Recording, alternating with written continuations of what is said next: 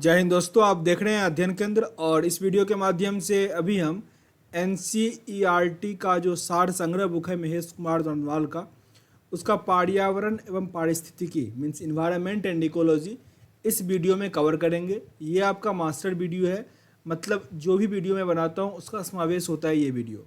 अगर आप ये वीडियो देख लेते हो तो इन्वायरमेंट एंड इकोलॉजी से संबंधित जितने भी प्रश्न आएंगे आप उसको सॉल्व कर पाओगे। ओके, तो चलो वीडियो एंजॉय करो और साथ ही अपने दोस्तों के साथ भी शेयर कर दो ताकि सब तक ये वीडियो पहुंच पाए। जय हिंद दोस्तों, आप देख रहे हैं अध्ययन केंद्र। और इस वीडियो के माध्यम से ये जो हमारा बुक है ये एनसीईआरटी सार संग्रह है महेश कुमार दंडवाल का। काफ़ी इंपॉर्टेंट बुक है एग्जाम प्रोस्पेक्टिव से। इसके सारे प्रश्न वन लाइनर के फॉर्म में दिया गया है जिससे आपका याद करना थोड़ा आसान हो जाता है। आज जो हम एक्सरसाइज पढ़ रहे हैं पर्यावरण एवं परिस्थितिकी, ये मेनली होता क्या है बच्चों में, ज्योग्राफी पढ़ लेते हैं और लगता है कि आपका ये सब्जेक्ट कंप्लीट हो गया, पर ऐसा नहीं होता।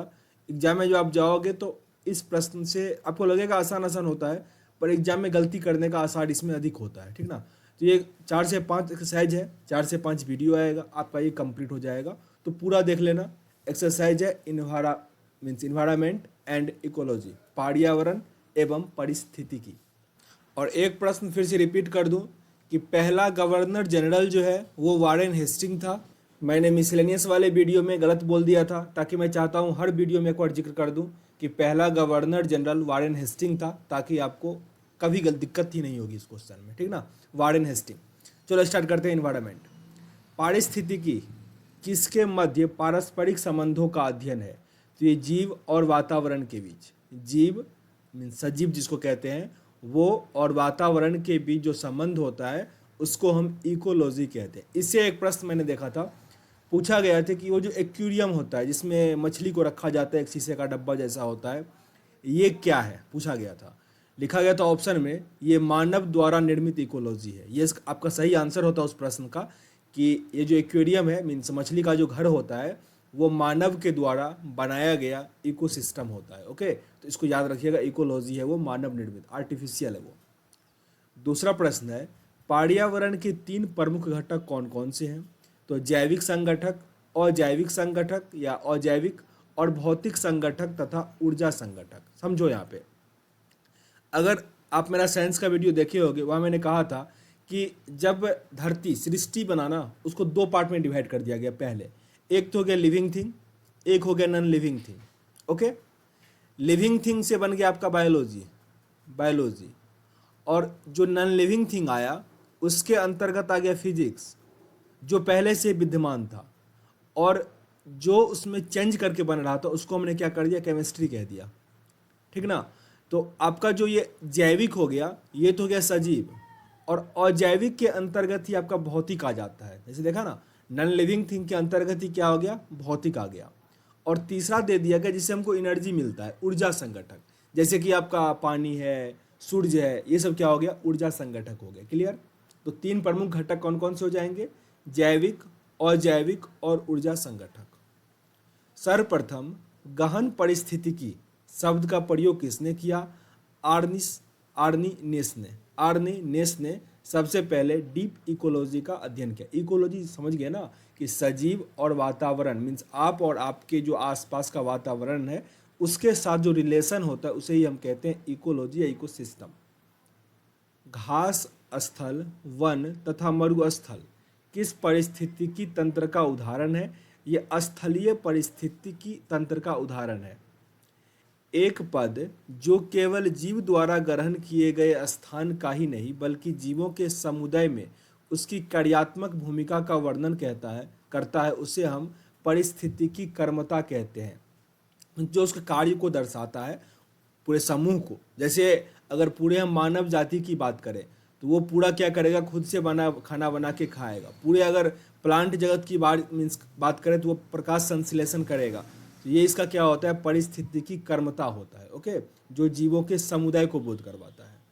10% का नियम किस वैज्ञानिक ने दिया था। ये दिया गया था रेमंड लिंडेमैन के द्वारा दिया गया था 10% का नियम। ये 10% का नियम अगर किससे संबंधित है ये प्रश्न दे दे तो ये पारिस्थितिकी से टिक कर लेना। ओके, 10% नियम किससे संबंधित है, तो ऊर्जा के खाद के रूप में एक पोषी स्तर से दूसरे पोषी स्तर तक पहुंचाने से, एक पोषी स्तर से दूसरे पोषी स्तर तक पहुंचाने का ही नियम है 10% नियम। तो ये किससे संबंधित हो गया? इकोसिस्टम से ही हो गया। जैसे कि प्लांट में मान लो कोई पोषक तत्व है, उसको हम लोग खाते हैं, तो वो पोषक तत्व क्या हो जाएगा? मेरे में आता होगा, तो वो 10% का ट्रांसफर होता है, इसीलिए हम इसको 10% सिद्धांत कहते हैं। धारणीय या अस्थायी विकास की अवधारणा सर्वप्रथम किसने प्रस्तुत किया था?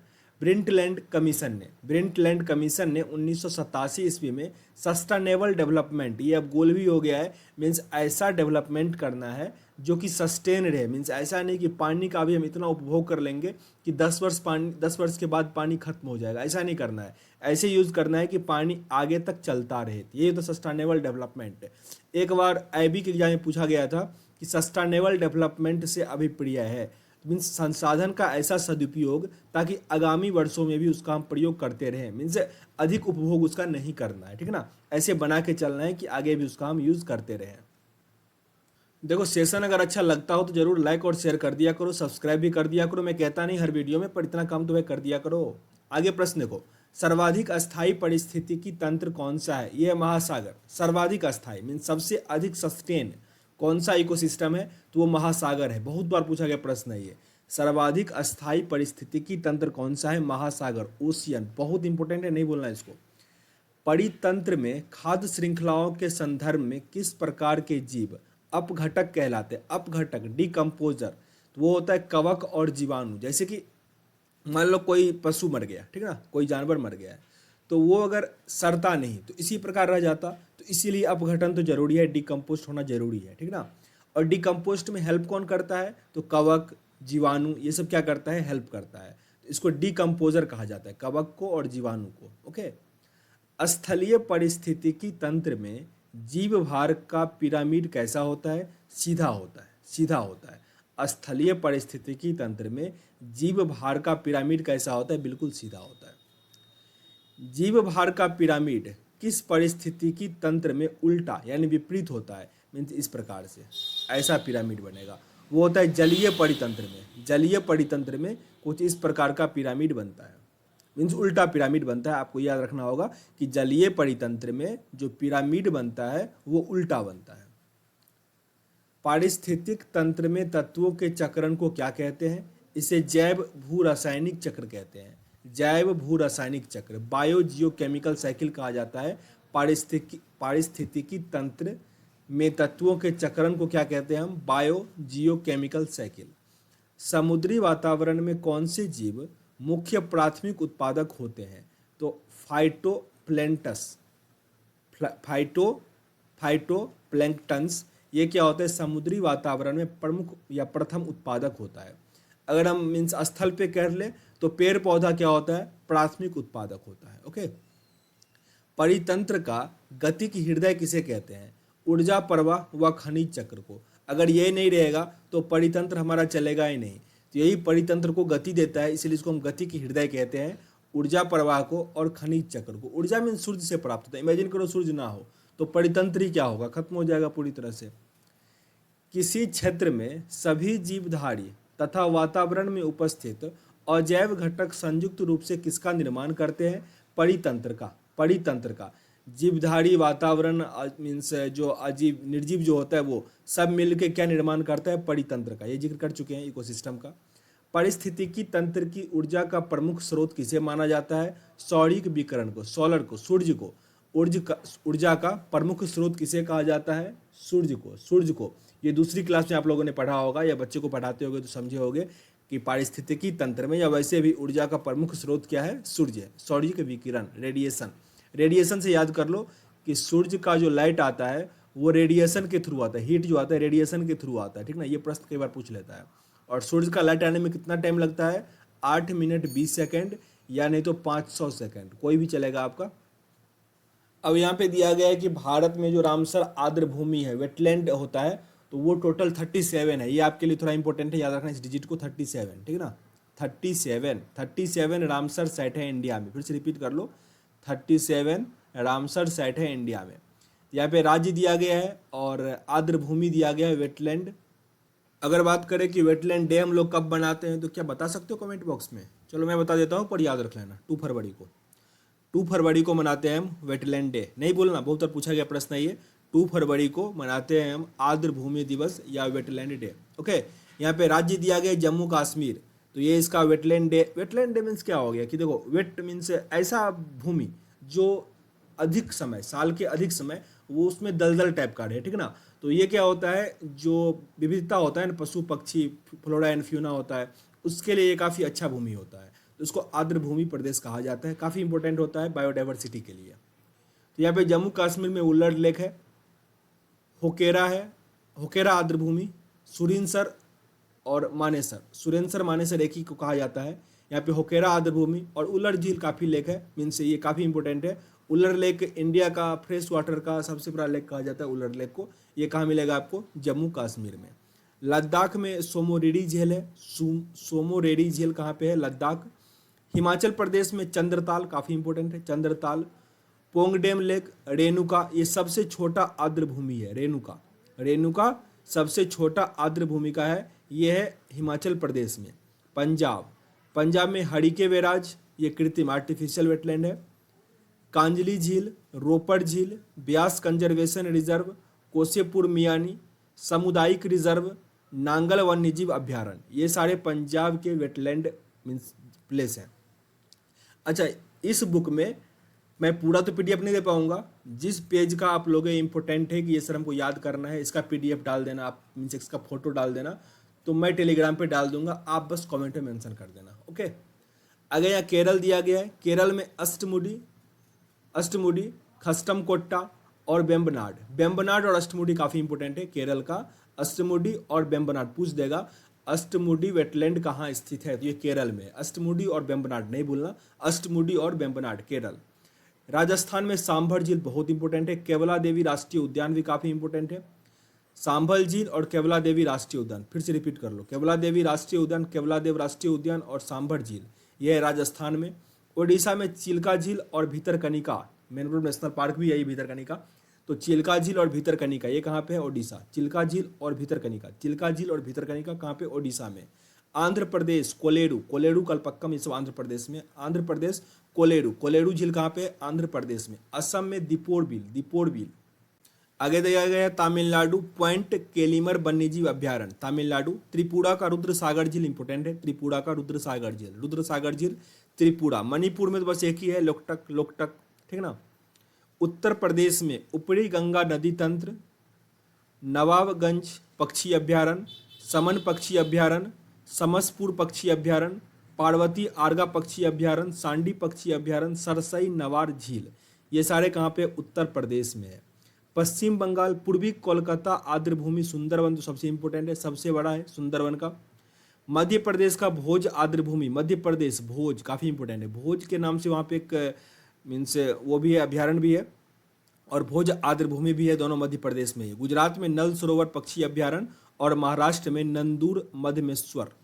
यहाँ पे हर पेज की भांति एक सेंटेंस लिखा गया है कि पारिस्थितिकी तंत्र मीन्स इकोसिस्टम शब्द का प्रयोग सर्वप्रथम ए जी टॉन्सले ने किया था सबसे पहले इकोसिस्टम शब्द का प्रयोग। आगे आपका जो एक्सरसाइज है वो है बायोम एवं जैवमंडल, बायोम और मीन्स बायोस्फीयर जो होता है वो।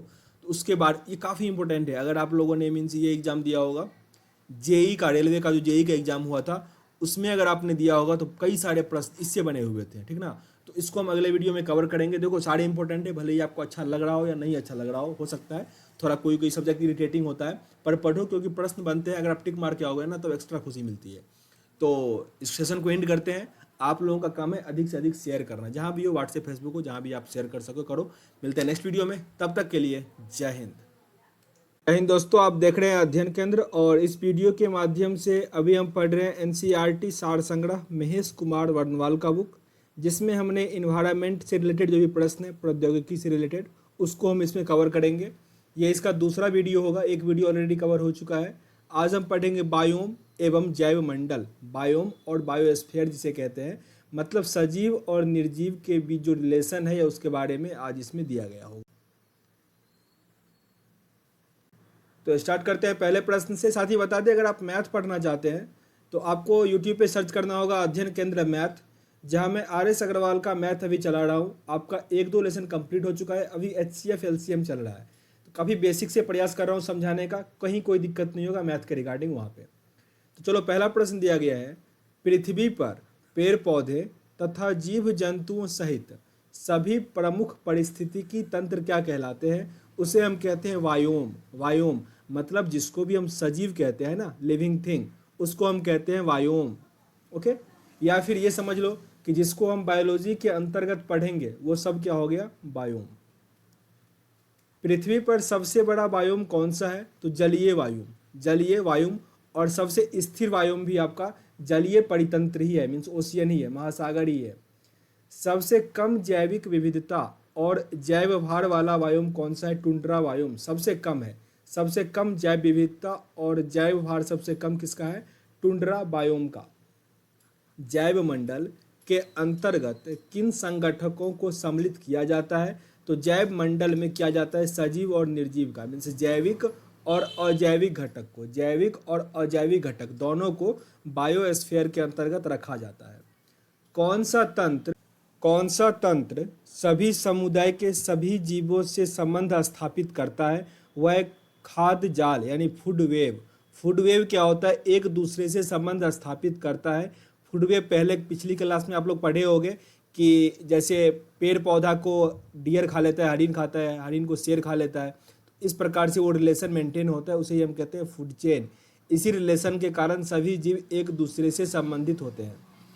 सभी उपभोक्ताओं में कौन सा गुण पाया जाता है? तो परपोषी का। उपभोक्ता जो भी होगा उसको हम कहते हैं परपोषी, ठीक ना। और एक होता है स्वपोषी, जो उसको हम उपभोक्ता नहीं कहते हैं, प्राइमरी उसको कहा जाता है, मीन्स प्रथम श्रेणी में उसको रखा जाता है, जिसमें कि पेड़ पौधा आता है, ठीक ना। हम लोग परपोषी हुए, पेड़ पौधा स्वपोषी होता है। वे जातियां जो किसी समुदाय में प्रचुरता तथा जैव भार की अल्पता के बाद भी सामुदायिक अभिलक्षणों पर अपना प्रभाव दर्शाता है, की स्टोन प्रजाति कहलाता है। उसे हम क्या कहते हैं? की स्टोन प्रजाति। एबोनी तथा मोहोगनी वृक्ष किन वनों से संबंधित है? ये उष्णकटिबंधीय सदाबहार वन है। ये मेनली उष्णकटिबंधीय जो है, इसको मैनग्रोव वन के अंतर्गत ही रखा जाता है, जो आपको सुंदरवन का डेल्टा में देखने को मिलेगा। साथ ही इंडिया में सबसे अधिक उष्णकटिबंधीय सदाबहार वन ही है। साल, सागौन तथा शीशम किस वायोम के वृक्ष हैं? ये मानसूनी वन वायोम है, मानसूनी वन वायोम। किस वायोम की भूमि अल्पीय तथा अल्प खनिज वाली होती है? शंकुधारी वन। शंकुधारी वन, इसकी भूमि एसिडिक और अल्प खनिज वाला होता है। विषुवत रेखा के ध्रुवों की ओर जाने पर पारिस्थितिक उत्पादन पर क्या प्रभाव पड़ता है? तो पहले ये बढ़ेगा फिर घटेगा, मीन्स इसका मतलब क्या हुआ? ध्रुव की अगर आप जाओगे मीन्स यहाँ से सेंटर पोल की तरफ से, तो कर्क रेखा तक यह करता है, बढ़ता है, और फिर क्या होता है? घटता हुआ चला जाता है। फिर नीचे की तरफ से अगर करें तो विषुवत रेखा जो होता है मीन्स कर्क रेखा, सॉरी मकर रेखा तक बढ़ेगा और फिर घटेगा। किस बायोम में सबसे कम तापांतर पाया जाता है? तापांतर नाम से ही क्लियर है, ताप का अंतर होगा, उसे हम तापांतर कहेंगे। तो सबसे कम होता है आयनवर्ती सदाबहारी वर्षावन वायोम में सबसे कम तापांतर देखने को मिलता है, मीन्स मैक्सिमम टेम्परेचर और मिनिमम टेम्परेचर का डिफरेंस सबसे कम होता है। सबसे अधिक कहाँ देखने को मिलता है? तो मरुस्थलीय इलाके में, वहाँ पे टेम्परेचर काफ़ी अधिक भी होता है और ठंडी के टाइम में काफ़ी कम भी हो जाता है, मीन्स रात के टाइम में काफ़ी कम हो जाता है। किस वायोम में प्राकृतिक उत्पादकता सर्वाधिक होती है? विषुवतीय वन वायोम में प्राथमिक उत्पादकता, मतलब ये हुआ कि वन हो गया, फॉरेस्ट हो गया, ये सब यहाँ पे अधिक होगा विषुवतीय वन वायोम में। विश्व का सर्वाधिक विक्षुब्ध पारिस्थितिकी तंत्र कौन सा माना जाता है? मानसूनी वायोम। मानसूनी वायोम। यूकेलिप्टस, इसको वायोम का मतलब आप ये भी कह सकते हो कि प्रजाति कह लो, कि मानसूनी इलाके में जो पाया जाता है ना, मीन जो सजीव पाया जाता है मानसूनी में, जैसे फॉरेस्ट हो गया, जीव जंतु जो भी आ गया, फ्लोरा एंड फ्यूना जो भी आएगा, उसको हम वायोम कहेंगे। तो कंफ्यूज नहीं कर जाना कि मानसूनी वायोम का मतलब क्या हो गया, मीन्स जो भी जीव पाया जाएगा ना पेड़ पौधे के साथ, तो उसको हम वायोम कहेंगे। यूकेलिप्टस वृक्ष को पारिस्थितिक शत्रु कहा जाता है। यह ऑस्ट्रेलिया महाद्वीप में बहुतायत मात्रा में पाया जाता है। यूकेलिप्टस वृक्ष को पारिस्थितिकी का शत्रु कहा जाता है। यह ऑस्ट्रेलिया महाद्वीप में बहुतायत मात्रा में पाया जाता है। सागर जल के नीतल मीन सबसे निचले पार्ट पे रहने वाले जीवों को कौन सा संज्ञा दिया गया है, तो उसको कहा जाता है वेंथस। वेंथस वेंथस कहा जाता है किसको, जो सागर तल के सबसे नीचे पाया जाता है। रेंडियर किस वायोम का जंतु है, टुंड्रा वायोम का, टुंड्रा वायोम का। भारत में वन सर्वेक्षण विभाग द्वारा कब से वन रिपोर्ट का प्रकाशन किया जा रहा है, वर्ष 1987 से, वर्ष 1987 से। देहरादून स्थित भारतीय वन सर्वेक्षण संस्थान के द्वारा प्रति 2 वर्ष के अंतराल पर भारत वन स्थिति रिपोर्ट प्रकाशित की जाती है। देहरादून स्थित भारतीय वन सर्वेक्षण संस्थान के द्वारा प्रति 2 वर्षों के अंतराल पर भारत वन स्थिति रिपोर्ट प्रकाशित किया जाता है। कितने वर्षों के बाद, 2 वर्षों के बाद। इसका हेडक्वार्टर आपको देहरादून में मिलेगा, भारतीय वन सर्वेक्षण संस्थान का। लानोस तथा कैंपोस घास किस बायोम में पाया जाता है, उष्णकटिबंधीय घास बायोम में। उष्णकटिबंधीय बायोम में लानोस और कैंपोस घास पाया जाता है। कौन सी प्रजाति एक बड़े निवास स्थल पर रहती है तथा सामान्यतः प्रवासी होती है, तो अम्ब्रेला प्रजाति। अम्ब्रेला प्रजाति। प्राकृतिक वनस्पति का सर्वाधिक विकसित क्षेत्र कौन सा है, पतझड़ वन। इंडिया में सबसे अधिक पतझड़ ही है, मीन्स 100 से लेकर 150 सेंटीमीटर तक पानी जहाँ भी होगा वहाँ पे आपको अधिकतर पतझड़ वन ही पाया जाएगा। लेकिन याद रखना, यहाँ जो मीन्स क्या बोलते हैं उसको, सुंदरबन का डेल्टा जो है, वहाँ जो वन है वो सदाबहार वन है। मीन्स सदाबहार का मतलब ये हुआ एवरग्रीन, उसका पत्ता कभी नहीं गिरता, ठीक ना। अनुकूलतम वायोम की दशाएं किस वायोम में पाई जाती है, आयनवर्ती सदाबहारी वर्षावन वायोम में। मीन्स इसमें क्या होता है, पत्ता नहीं गिरेगा नीचे, ठीक ना, थोड़ा थोड़ा गिरेगा, पर जैसे पतझड़ वाले वन में क्या होता है कि पूरा पत्ता नीचे गिर जाएगा, लगेगा पेड़ सूख गया, ऐसा नहीं होता इसमें। हाथी घास किस वायोम की एक प्रमुख घास है, सवाना वायोम की। किसी भी वायोम में प्रजातियों का जीवन उनकी क्रियाशीलता की तीव्रता और उनकी संख्या किस पर निर्भर करती है, संरचना, सकल बायोमास और जातियों के संगठन पर। विश्व के किस वायोम को प्रमुख अन्न भंडार तथा दुग्ध व्यवसाय का केंद्र कहा जाता है, शीतोष्ण घास वायोम को। शीतोष्ण घास वायोम को। कीस्टोन प्रजाति का संरक्षण करना आवश्यक है, परितंत्र की अन्य प्रजाति कीस्टोन प्रक्रिया के प्रति अत्यंत संवेदनशील होती है। कीस्टोन प्रजातियों के विलुप्त होने पर अनेक प्रजाति भी विलुप्त हो जाएगी। जैसे अगर मैं कह लूँ पेड़ पौधा, तो वो क्या हो जाएगा, कीस्टोन ही है ना, कवक, ये कीस्टोन ही है। अगर वो विलुप्त हो जाएगा तो कई सारे जो जीव जंतु हैं सब क्या होंगे, खत्म हो जाएंगे, विलुप्त हो जाएंगे। तो जिसपे बहुत सारे जनजाति या बहुत सारा बायोम डिपेंडेंट है उसको हम कहते हैं कीस्टोन बायोम। ऊपर पढ़ चुके हैं ये। पौधे और जाति उनकी संरचना एवं वृद्धि किस पर निर्भर करती है, तो पर्यावरण के भौतिक एवं जैविक कारकों के अंतर संबंध पर। पर्णपाती वन है किस प्रकार के वायोम में आता है, ये मानसून वन वायोम है, पर्णपाती वन, डेसिडियस फॉरेस्ट। 2 भिन्न पारिस्थितिक तंत्रों के मध्य स्थित संक्रमण मंडल क्या कहलाता है, इसे हम कहते हैं इकोक्लाइन। इकोक्लाइन।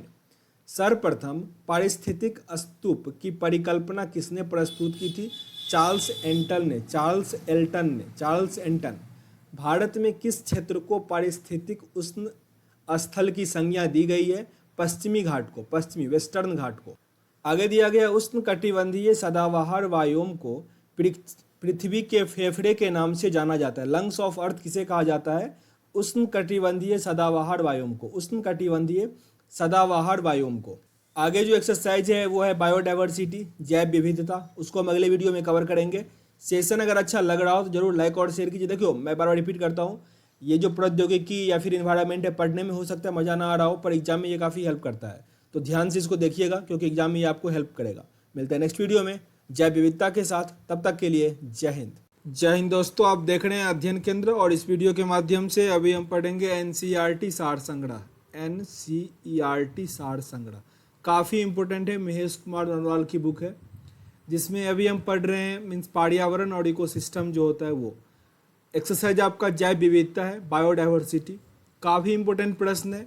इसके प्रश्न आपको बायोलॉजी में भी पढ़ते होंगे और साथ ही ज्योग्राफी में भी, तो मिला जुला यहाँ पे है, काफ़ी इंपॉर्टेंट है, ध्यान से देखिएगा। थोड़ा लंबा वीडियो बनेगा क्योंकि इंपॉर्टेंट है और थोड़ा लंबा एक्सरसाइज भी है। एक वीडियो में कोशिश करेंगे कवर करने का। सारे प्रश्न वन लाइनर के फॉर्म में है। साथ ही अगर आप मैथ पढ़ना चाहते हैं तो आपको यूट्यूब पे सर्च करना होगा अध्ययन केंद्र मैथ। वहाँ RS अग्रवाल का मैथ न्यू एडिशन का चल रहा है, जिसमें अभी LCM HCF और परसेंटेज चल रहा है, और एक दो कंप्लीट मैंने कर लिया है। ओके, तो उसको भी सब्सक्राइब कर लेना। चलो स्टार्ट करते हैं पहले प्रश्न से। जैव विविधता मीन्स बायोडाइवर्सिटी, ये होता क्या है? तो एक निर्धारित क्षेत्र में विभिन्न प्रकार के पादप और जंतुओं की उपस्थिति क्या कहलाता है? बायोडाइवर्सिटी। अगर इस शब्द को हम डिफाइन करें, अलग अलग करें, तो बायो मीन्स क्या होता है? जीवन। ओके, जीवन। और डाइवर्सिटी मीन्स अलग अलग, विविधता। मतलब जीवन, जो जिंदा लोग हैं ना, जिंदा, या चाहे वो पशु हो, पक्षी हो, जो भी हो, उसमें जो अलग अलग एक जगह रह जाएगा ना, उसे ही हम क्या कहेंगे? जैव विविधता कहेंगे। तो वही डिफिनेशन लिया गया है, आसानी से क्लियर हो गया होगा। सर्वप्रथम जैव विविधता शब्द का प्रयोग वाल्टर जी रोसेन ने किया था। वाल्टर जी रोसेन ने सबसे पहले जैव विविधता शब्द का प्रयोग किया था। वाल्टर जी रोसेन, नाम याद रखना। किस भौगोलिक क्षेत्र को जैव विविधता का भंडार कहा जाता है? उष्णकटिबंधीय वर्षा वनों को। उष्णकटिबंधीय वर्षा वनों को जैव विविधता का भंडार कहा जाता है। जैव विविधता का भंडार उष्णकटिबंधीय वर्षा वनों को कहा जाता है। वन्यजीव अभयारण्य, जैव मंडल आरक्षित क्षेत्र, राष्ट्रीय उद्यान आदि की स्थापना जैव विविधता को संरक्षित करने के लिए किया जाता है। वन्यजीव अभयारण्य, जैव मंडल आरक्षित क्षेत्र और राष्ट्रीय उद्यान, ये सब जैव विविधता को संरक्षित करने के लिए ये सब बनाया गया है। संयुक्त राष्ट्र संघ द्वारा 2011 से 20 को किस रूप में घोषित किया है? जैव विविधता दशक। ये प्रश्न पिछले 3-4 साल में 10 से 12 बार पूछा गया प्रश्न है ये, कि यूनाइटेड नेशन के द्वारा 2011-20 को, 11 से 20 को किस रूप में घोषित किया है? तो जैव विविधता दशक, बायोडाइवर्सिटी डिकेड। ओके, जैव विविधता दशक के रूप में उसने घोषित किया है। हॉट स्पॉट शब्द का प्रयोग क्या होता है? अच्छा, यहाँ पे अलग चीज लिखा है। यहाँ पे लिखा गया हॉट स्पॉट शब्द का सर्वप्रथम प्रयोग किसने किया? ये क्या है? नॉर्मन मायर्स ने। नॉर्मन मायर्स ने किया 1988 ईस्वी में। साइंटिस्ट का नाम थोड़ा याद रखना। देखो, हॉट स्पॉट होता क्या है? आप hot spot mainly wifi mobile में यूज़ करते होगे। हॉट स्पॉट उसका मतलब क्या है? कि जहाँ से आपको इंटरनेट की प्राप्ति हो रही है। तो बायोडाइवर्सिटी में जब हम बायोलॉजी की जिक्र कर रहे हैं, तो वहाँ पे क्या होगा? फ्लोरा और फ्यूना जो होगा, जो डिफरेंट टाइप का स्पीसीज होगा, उसकी वहाँ पे क्या होगी? अधिकता होगी, जीवन की अधिकता होगी वहाँ पे, उसको हम कहेंगे हॉट स्पॉट। हालांकि आगे डिफिनेशन यहाँ पे दिया गया है, ऐसे क्षेत्र जो पारिस्थितिकीय दृष्टि से अत्यधिक उत्पादक हो तथा जहाँ स्थानिक जातियों की उपलब्धता तथा जैव विविधता अधिक पाई जाती हो। मीन्स जहाँ पे जैव विविधता अधिक पाया जाएगा उसे हम कहते हैं जैव विविधता हॉट स्पॉट। वर्तमान में विश्व में इसकी संख्या 36 है। ये बहुत इंपॉर्टेंट है। वर्तमान में विश्व में जैव विविधता हॉट स्पॉट कितना है? 36। भारतीय राष्ट्रीय जैविक विविधता प्राधिकरण की स्थापना कब किया गया था? तो 2003 ईस्वी में चेन्नई, तमिलनाडु के चेन्नई में किया गया था। 2003 में भारतीय राष्ट्रीय जैव विविधता प्राधिकरण। भारत में लेहबेरी के नाम से कौन से पर्णपाती झाड़ी पाई जाती है? सिवकथॉर्न। भारत में अति सघन वनों मीन्स हाईली डेंस फॉरेस्ट का सर्वाधिक क्षेत्र किस राज्य में पाया जाता है? अरुणाचल प्रदेश। सबसे अधिक डेंसिटी फॉरेस्ट में आपको यही देखने को मिलेगा, अरुणाचल प्रदेश। जबकि सबसे अधिक फॉरेस्ट कहाँ पे है? मध्य प्रदेश में, मध्य प्रदेश। एम स्ट्रिप्स शब्द किससे संबंधित है? बाघ अभ्यारण्य के रखरखाव से। बाघ अभ्यारण्य के रखरखाव से एम स्ट्रिप्स शब्द संबंधित है। रिपीट कर लो क्योंकि थोड़ा इंपॉर्टेंट है। एम स्ट्रिप्स मतलब क्या है? संबंध क्या है इसका? तो बाघ अभ्यारण्य के रखरखाव से। भारत में जैव सुरक्षा उपसंधि मीन्स प्रोटोकॉल पर कब हस्ताक्षर किया गया था? 23 जनवरी 2001। जैव सुरक्षा उपसंधि या जैव सुरक्षा प्रोटोकॉल पर भारत ने कब हस्ताक्षर किया? 23 जनवरी 2001, 26 जनवरी से 3 दिन पहले। पोसोपिस जूलीफ्लोरा नामक पादप पर्यावरण को किस प्रकार हानि पहुंचाता है? तो वह जिस क्षेत्र में उगता है वहाँ जैव विविधता क्या होता है, कम करने लगता है। नाम याद रखो, प्रोसोपिस जूलीफ्लोरा। भारत में सिंहपुच्छी बानर के प्राकृतिक आवास कहाँ पाए जाते हैं? तो तमिलनाडु, केरल और कर्नाटक, साउथ इंडिया में मेनली ये पाया जाता है। भारत सरकार द्वारा जैव विविधता अधिनियम कब पारित किया गया? 2002 में। जैव विविधता अधिनियम इंडिया में कब पारित किया गया? 2002। वीडियो को लास्ट तक देखना क्योंकि काफ़ी इंपॉर्टेंट प्रश्न इससे बनते हैं। और साथ ही 9 बजे रात को प्रत्येक दिन हम 20 प्रश्न लेके आते हैं आप लोगों के लिए टेस्ट के रूप में, तो उसको ज़रूर अटेम्प्ट कीजिए ताकि आप लोग कितने पानी में हो वो आपको पता चल सके तैयारी कितनी है। 20 प्रश्न डेली होता है, आंसर नहीं लिखा रहता, आंसर मैं मुँह से कहता हूँ और सारे क्वेश्चन फॉर्म में लिखे होते हैं। ओके, तो उसको ज़रूर विजिट कीजिए। आगे प्रश्न यहाँ पे, किस पक्षी के विलुप्त हो जाने के कारण मॉरिशस में सिडरॉक्सीग्राडिफ्लोरम नामक पादप प्रजाति विलुप्त हो गई? वो हो गया डोडो पक्षी। डोडो पक्षी विलुप्त हो गया। यह उपयुक्त पौधे के फल को खाकर उसके बीजों के अंकुरण में सहायक था, पर वो पौधा विलुप्त हो गया तो उसके कारण डोडो पक्षी भी क्या हो गया? विलुप्त हो गया। डोडो पक्षी काफ़ी इंपॉर्टेंट है जो हाल ही में विलुप्त हुआ है। भारत का प्रथम समुद्री राष्ट्रीय उद्यान कहाँ स्थित है? कच्छ की खाड़ी, गुजरात में। भारत का प्रथम राष्ट्रीय उद्यान, समुद्री राष्ट्रीय उद्यान कहाँ पे है? कच्छ की खाड़ी में।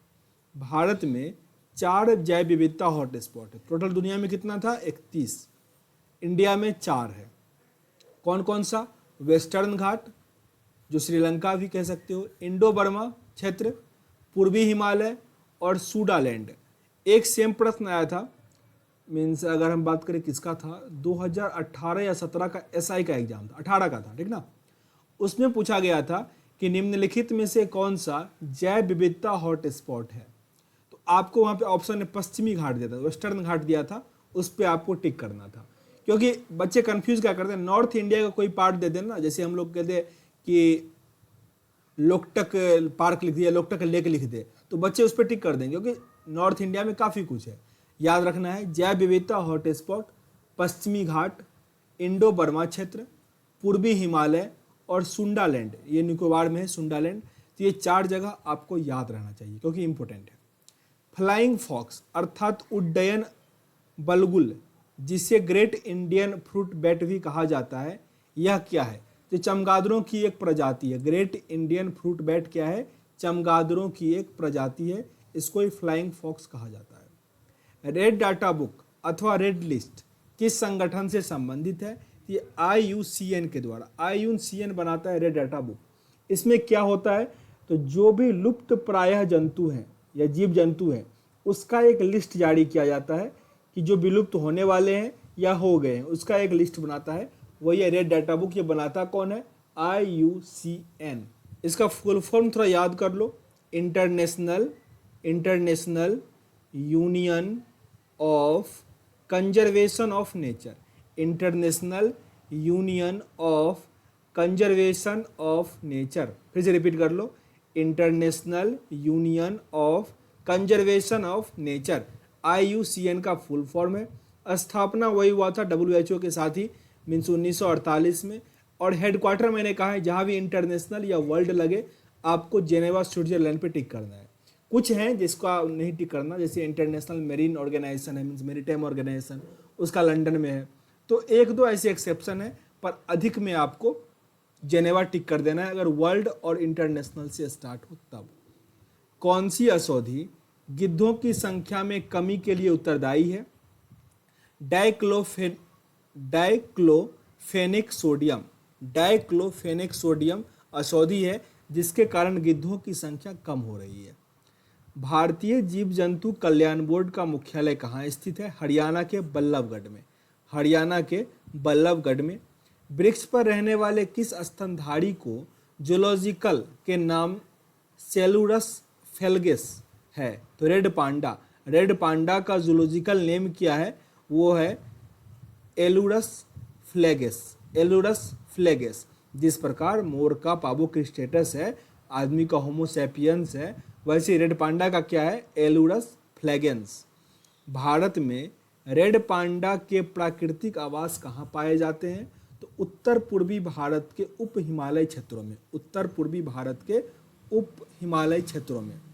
दाचिंगम राष्ट्रीय उद्यान कहाँ पे है? हंगुल मृग, सॉरी, दाचिंगम राष्ट्रीय उद्यान किसके लिए प्रसिद्ध है? तो हंगुल मृग के लिए। ये आपको मिलेगा कहाँ पे? जम्मू एंड कश्मीर में, जम्मू एंड कश्मीर में मिलेगा दाचिंगम नेशनल पार्क। ये किसके लिए प्रसिद्ध है? हंगुली मृग के लिए।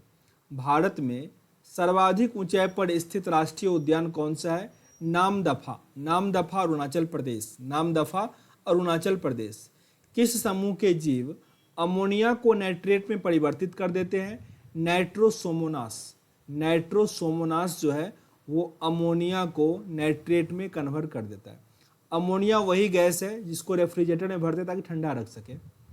धान का पौधा नाइट्रोजन को किस रूप में ग्रहण करता है? अमोनिया के रूप में, नाइट्रस ऑक्साइड भी कहा जाता है इसको, यहाँ अमोनिया लिखा गया है। ओके, राइजोबियम नाम का जो जीवाणु है वो नाइट्रोजन को नाइट्रस ऑक्साइड में कन्वर्ट कर देता है, जिसको अमोनिया यहाँ पे लिखा गया है। ओके, जीव मंडलीय पारिस्थितिकी तंत्र में याद रखना, अगर अमोनिया दिया हो तब टिक करना, नहीं तो आपका नाइट्रस ऑक्साइड ही दिया रहता है, उस पर आपको टिक करना है, ठीक ना। जीव मंडलीय पारिस्थितिकी तंत्र में रासायनिक तत्वों का प्रवेश किस माध्यम से होता है? पौधों की जड़ों के द्वारा, पौधों की जड़ों के द्वारा। भारत में पूर्वोत्तर के राज्यों में जैव विविधता का द्वार कहा जाता है। भारत के पूर्वोत्तर राज्यों का जो ईस्टर्न स्टेट है, 7 सिस्टर, उसको कहा जाता है जैव विविधता का द्वार। पर याद रखना, अगर जैव विविधता हॉटस्पॉट हो तो आपको वेस्टर्न घाट पे टिक करना है, वेस्टर्न घाट। आगे नीचे एक सेंटेंस लिखा गया है कि अंडमान और निकोबार द्वीप समूह में स्थित साउथ बटन द्वीप भारत का सबसे छोटा राष्ट्रीय उद्यान है। भारत का सबसे छोटा राष्ट्रीय उद्यान कौन सा है? साउथ बटन द्वीप। यह है अंडमान निकोबार द्वीप समूह में। आगे प्रश्न है आपका, भारत को कितने जैव भौगोलिक क्षेत्रों में विभाजित किया गया है? भारत को 10 क्षेत्रों में, 10 पार्ट में डिवाइड किया गया है। जब कोई समुदाय अस्थायी, परिपक्व, जटिल तथा दीर्घकालीन होता है तो उसे किस रूप में परिभाषित किया जाता है? चरम समुदाय, क्लाइमैक्स कम्युनिटी। क्षेत्रफल की दृष्टि से भारत का सबसे बड़ा जैव मंडल आरक्षित क्षेत्र कौन सा है? मन्नार की खाड़ी। क्षेत्रफल की दृष्टि से भारत का सबसे बड़ा जैव मंडल क्षेत्र कौन सा है? तो मन्नार की खाड़ी। जैव मंडल को जैव विविधता हॉटस्पॉट से कंफ्यूज नहीं कर लेना, दोनों अलग अलग है। किस वृक्ष को कल्प वृक्ष की उपमा प्रदान की गई है? नारियल को। नारियल को ही कल्प वृक्ष कहा जाता है। जरा कमेंट बॉक्स में बता देना कि सबसे अधिक कल्प वृक्ष इंडिया के किस स्टेट में होता है। ओके, ये कमेंट बॉक्स में बताना है आपको। भारत में कौन सा राष्ट्रीय उद्यान पक्षियों के स्वर्ग के नाम से जाना जाता है? तो केवलादेव राष्ट्रीय उद्यान, जो कि राजस्थान भरतपुर में है। केवलादेव राष्ट्रीय उद्यान बहुत इंपॉर्टेंट है। केवलादेव राष्ट्रीय उद्यान राजस्थान में है, इसे पक्षियों का स्वर्ग कहा जाता है। केवलादेव राष्ट्रीय उद्यान से होकर कौन सी नदियां प्रवाहित होती है? बाणगंगा और गंभीरी। बाणगंगा और गंभीरी केवलादेवी राष्ट्रीय उद्यान से होकर गुजरती है। वनस्पति संरक्षण हेतु स्वस्थानीय संरक्षण पद्धति के अंतर्गत कौन सा स्थल सम्मिलित नहीं है? तो वनस्पति उद्यान इसमें सम्मिलित नहीं किया जाता है। मीन्स वनस्पति संरक्षण के लिए वनस्पति उद्यान उसमें काउंट नहीं किया जाता। कृत्रिम ग्रीन हाउस द्वारा वनस्पति के संरक्षण किस विधि के अंतर्गत आता है? तो बाह्य स्थानीय संरक्षण पद्धति, एक्स-सेटू कंजर्वेशन। सॉरी, कुछ साउंड का प्रॉब्लम आया होगा, 1 मिनट। हाँ, अब सही होगा। वर्तमान में भारत में कुल कितने जैव मंडल रिजर्व हैं? 18। भारत में टोटल कितने जैव मंडल रिजर्व है? 18। यहाँ पे एक लिस्ट दिया गया है, काफ़ी इंपॉर्टेंट है। मीन्स स्टेट डिसाइड है, राष्ट्रीय उद्यान, वन्य जीव अभ्यारण्य और टाइगर रिजर्व है। आपका टारगेट एक लाइन से होना चाहिए, जैसे जम्मू कश्मीर, दचिंगम, सलीम अली और किश्तवाड़। दचिंगम, सलीम अली, किश्तवाड़, ये सब राष्ट्रीय उद्यान है। वन्य जीव अभ्यारण्य में है आपका शीत मरुस्थल, होकेरसर, सूरीनसर, मानसर, ये सब क्या है? वन्य जीव अभ्यारण्य है जम्मू कश्मीर में। टाइगर रिजर्व यहाँ एक भी नहीं है। राष्ट्रीय उद्यान काफ़ी इंपॉर्टेंट है, दचिंगम, सलीम अली, किश्तवाड़, ये सब यहाँ पे राष्ट्रीय उद्यान है। लद्दाख में हेमिस है, हेमिस काफ़ी इंपॉर्टेंट है, हेमिस याद रखो, हेमिस बायोस्फीयर ही है। साथ ही चांगथांग है, चांगथांग, हेमिस काफ़ी इंपॉर्टेंट है। हरियाणा में कालेसर और सुल्तानपुर दोनों इंपॉर्टेंट है, कालेसर और सुल्तानपुर, कालेसर और सुल्तानपुर हरियाणा, कालेसर और नाहर वन्यजीव अभ्यारण्य भी है। हिमाचल प्रदेश का great Himalayan national park, Inder Kila, Kheerganga, Pin घाटी, सिम्बालवारा, जिसमें ग्रेट हिमालयन नेशनल पार्क सबसे इंपॉर्टेंट है हिमाचल प्रदेश में। चंद्रताल, पोंगडेम झील और रेणुका, ये तीनों इंपॉर्टेंट है। चंद्रताल, पोंगडेम झील और रेणुका वन्यजीव अभ्यारण्य, ये आपको हिमाचल प्रदेश में देखने को मिलेगा। उत्तराखंड का जिम कॉर्बेट, ये प्रथम राष्ट्रीय उद्यान है इंडिया का, 1936 में बना था। गंगोत्री, गोविंद पशु विहार, नंदा देवी, राजाजी फूलों की घाटी, राजाजी से फूलों की घाटी, राजाजी और फूलों की घाटी, Jim Corbett national park, Gangotri, ये सब काफ़ी इंपॉर्टेंट है। नंदा देवी उत्तराखंड, केदारनाथ तो याद ही होगा। Jim Corbett, Rajaji tiger reserve है, जिम कॉर्बेट और राजाजी ये क्या है, टाइगर रिजर्व है। इसको फिर से रिपीट कर लेते हैं, उत्तराखंड काफ़ी इंपॉर्टेंट है। जिम कॉर्बेट, गंगोत्री, गोविंद पशु विहार, नंदा देवी, राजाजी फूलों की घाटी, ये सब है Uttarakhand. Kedarnath, Jim Corbett national park, Rajaji, ये दोनों टाइगर रिजर्व है। राजस्थान का केवलादेव, रणथंबोर, सरिस्का, मरुस्थल मुकुंदरा हिल्स, जिसमें केवलादेव, रणथंबोर, सरिस्का, केवलादेव, रणथंबोर, सरिस्का, केवलादेव, रणथंबोर, सरिस्का, यह है राजस्थान में। माउंट आबू, सरिस्का, जवाहर सागर राष्ट्रीय चंबल वन विहार, ये सब है वहाँ का वन्यजीव अभ्यारण्य। रणथंबोर, सरिस्का, मुकुंदरा हिल्स, ये सब टाइगर रिजर्व है। गुजरात का गिर वन, मेरीन कच्छ की खाड़ी, ब्लैक बक वसंदा, ये सब गुजरात का है। गिर, समुद्री नल सरोवर, नारायण सरोवर, पुराना जंगली गधा, ओके, ये यहाँ का वन्यजीव अभ्यारण्य था। महाराष्ट्र का संजय गांधी बहुत इंपॉर्टेंट है। पेंच, ये भी काफ़ी इंपॉर्टेंट है। तदोबा मीन्स गुंगामल, नवगांव, चंदौली, चंदौली भी काफ़ी इंपॉर्टेंट है। संजय गांधी, पेंच, तदोबा और चंदौली, इसको याद रखना। Great Indian bustard, Phansad, Bor, Kalsubai Harishchandra Ghat, Melghat, Nagzira, Karnala पक्षी, पेनगंगा, उमरेद पानी, करहदला, जिसमें ग्रेट इंडियन बस्टर्ड इंपॉर्टेंट है आपका। और ये सब पे टाइगर रिजर्व है, मेलघाट, तडोबा, अंधेरी, पेंच, सिहाद्री, नवगांव, नवजीरा, बोर, ये सब क्या है महाराष्ट्र में टाइगर रिजर्व है। राष्ट्रीय जो उद्यान है उसको पहले टारगेट करो याद करने का, ओके। गोवा का महावीर बहुत इंपॉर्टेंट है, गोवा का महावीर राष्ट्रीय उद्यान और महावीर वन्यजीव अभ्यारण्य, यदि पेरियार का करके भी है तो वो गोवा में ही देखने को मिलेगा। आगे आपका राजीव गांधी नगर होल, केंद्रमुखी, बनेरघट्टा, आंसी और 1 मिनट, पेरियार मैंने शायद गलत कह दिया, पेरियार केरल में होगा, ठीक है ना, पेरियार केरल में है, नदी भी है वहीं पे केरल में। कर्नाटक में राजीव गांधी, संजय गांधी होगा मुंबई, ठीक है ना, राजीव गांधी कर्नाटक, केंद्रमुखी, बनेरघट्टा, आंसी और बांदीपुर, ये सब है कर्नाटक में। डांडेली, घाटप्रभा, चिंचोली और तलकावेरी, ये सब है कर्नाटक में वन्यजीव अभ्यारण्य।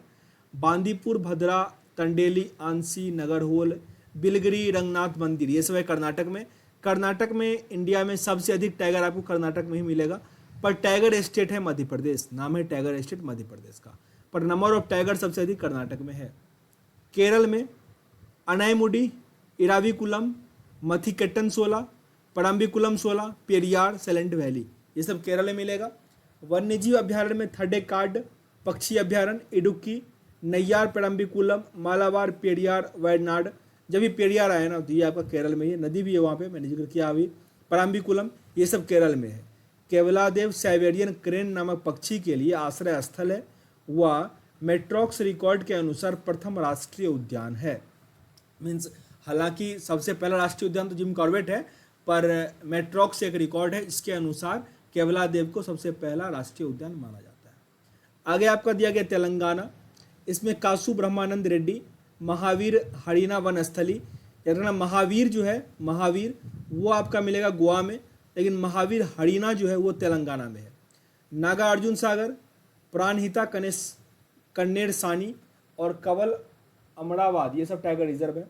तमिलनाडु में इंदिरा गांधी, मुदुलाई, पनाली पक्षियाँ पहाड़ियाँ, गिद्दी, मुरथुंडी मीन्स मन्नार की, सॉरी यहाँ पे मुकुर्थी है, मुकुर्थी इंपॉर्टेंट है थोड़ा, मुकुर्थी, मन्नार की खाड़ी, ये सब मीन्स तमिलनाडु में है। आंध्र प्रदेश का राजीव गांधी रामेश्वरम में है, पापीकोंडा काफ़ी इंपॉर्टेंट, श्री वेंकटेश्वर, तीनों इंपॉर्टेंट है। आंध्र प्रदेश का राजीव गांधी, पापीकोंडा और श्री वेंकटेश्वर, फिर से रिपीट कर लो, राजीव गांधी, पापीकोंडा, श्री वेंकटेश्वर।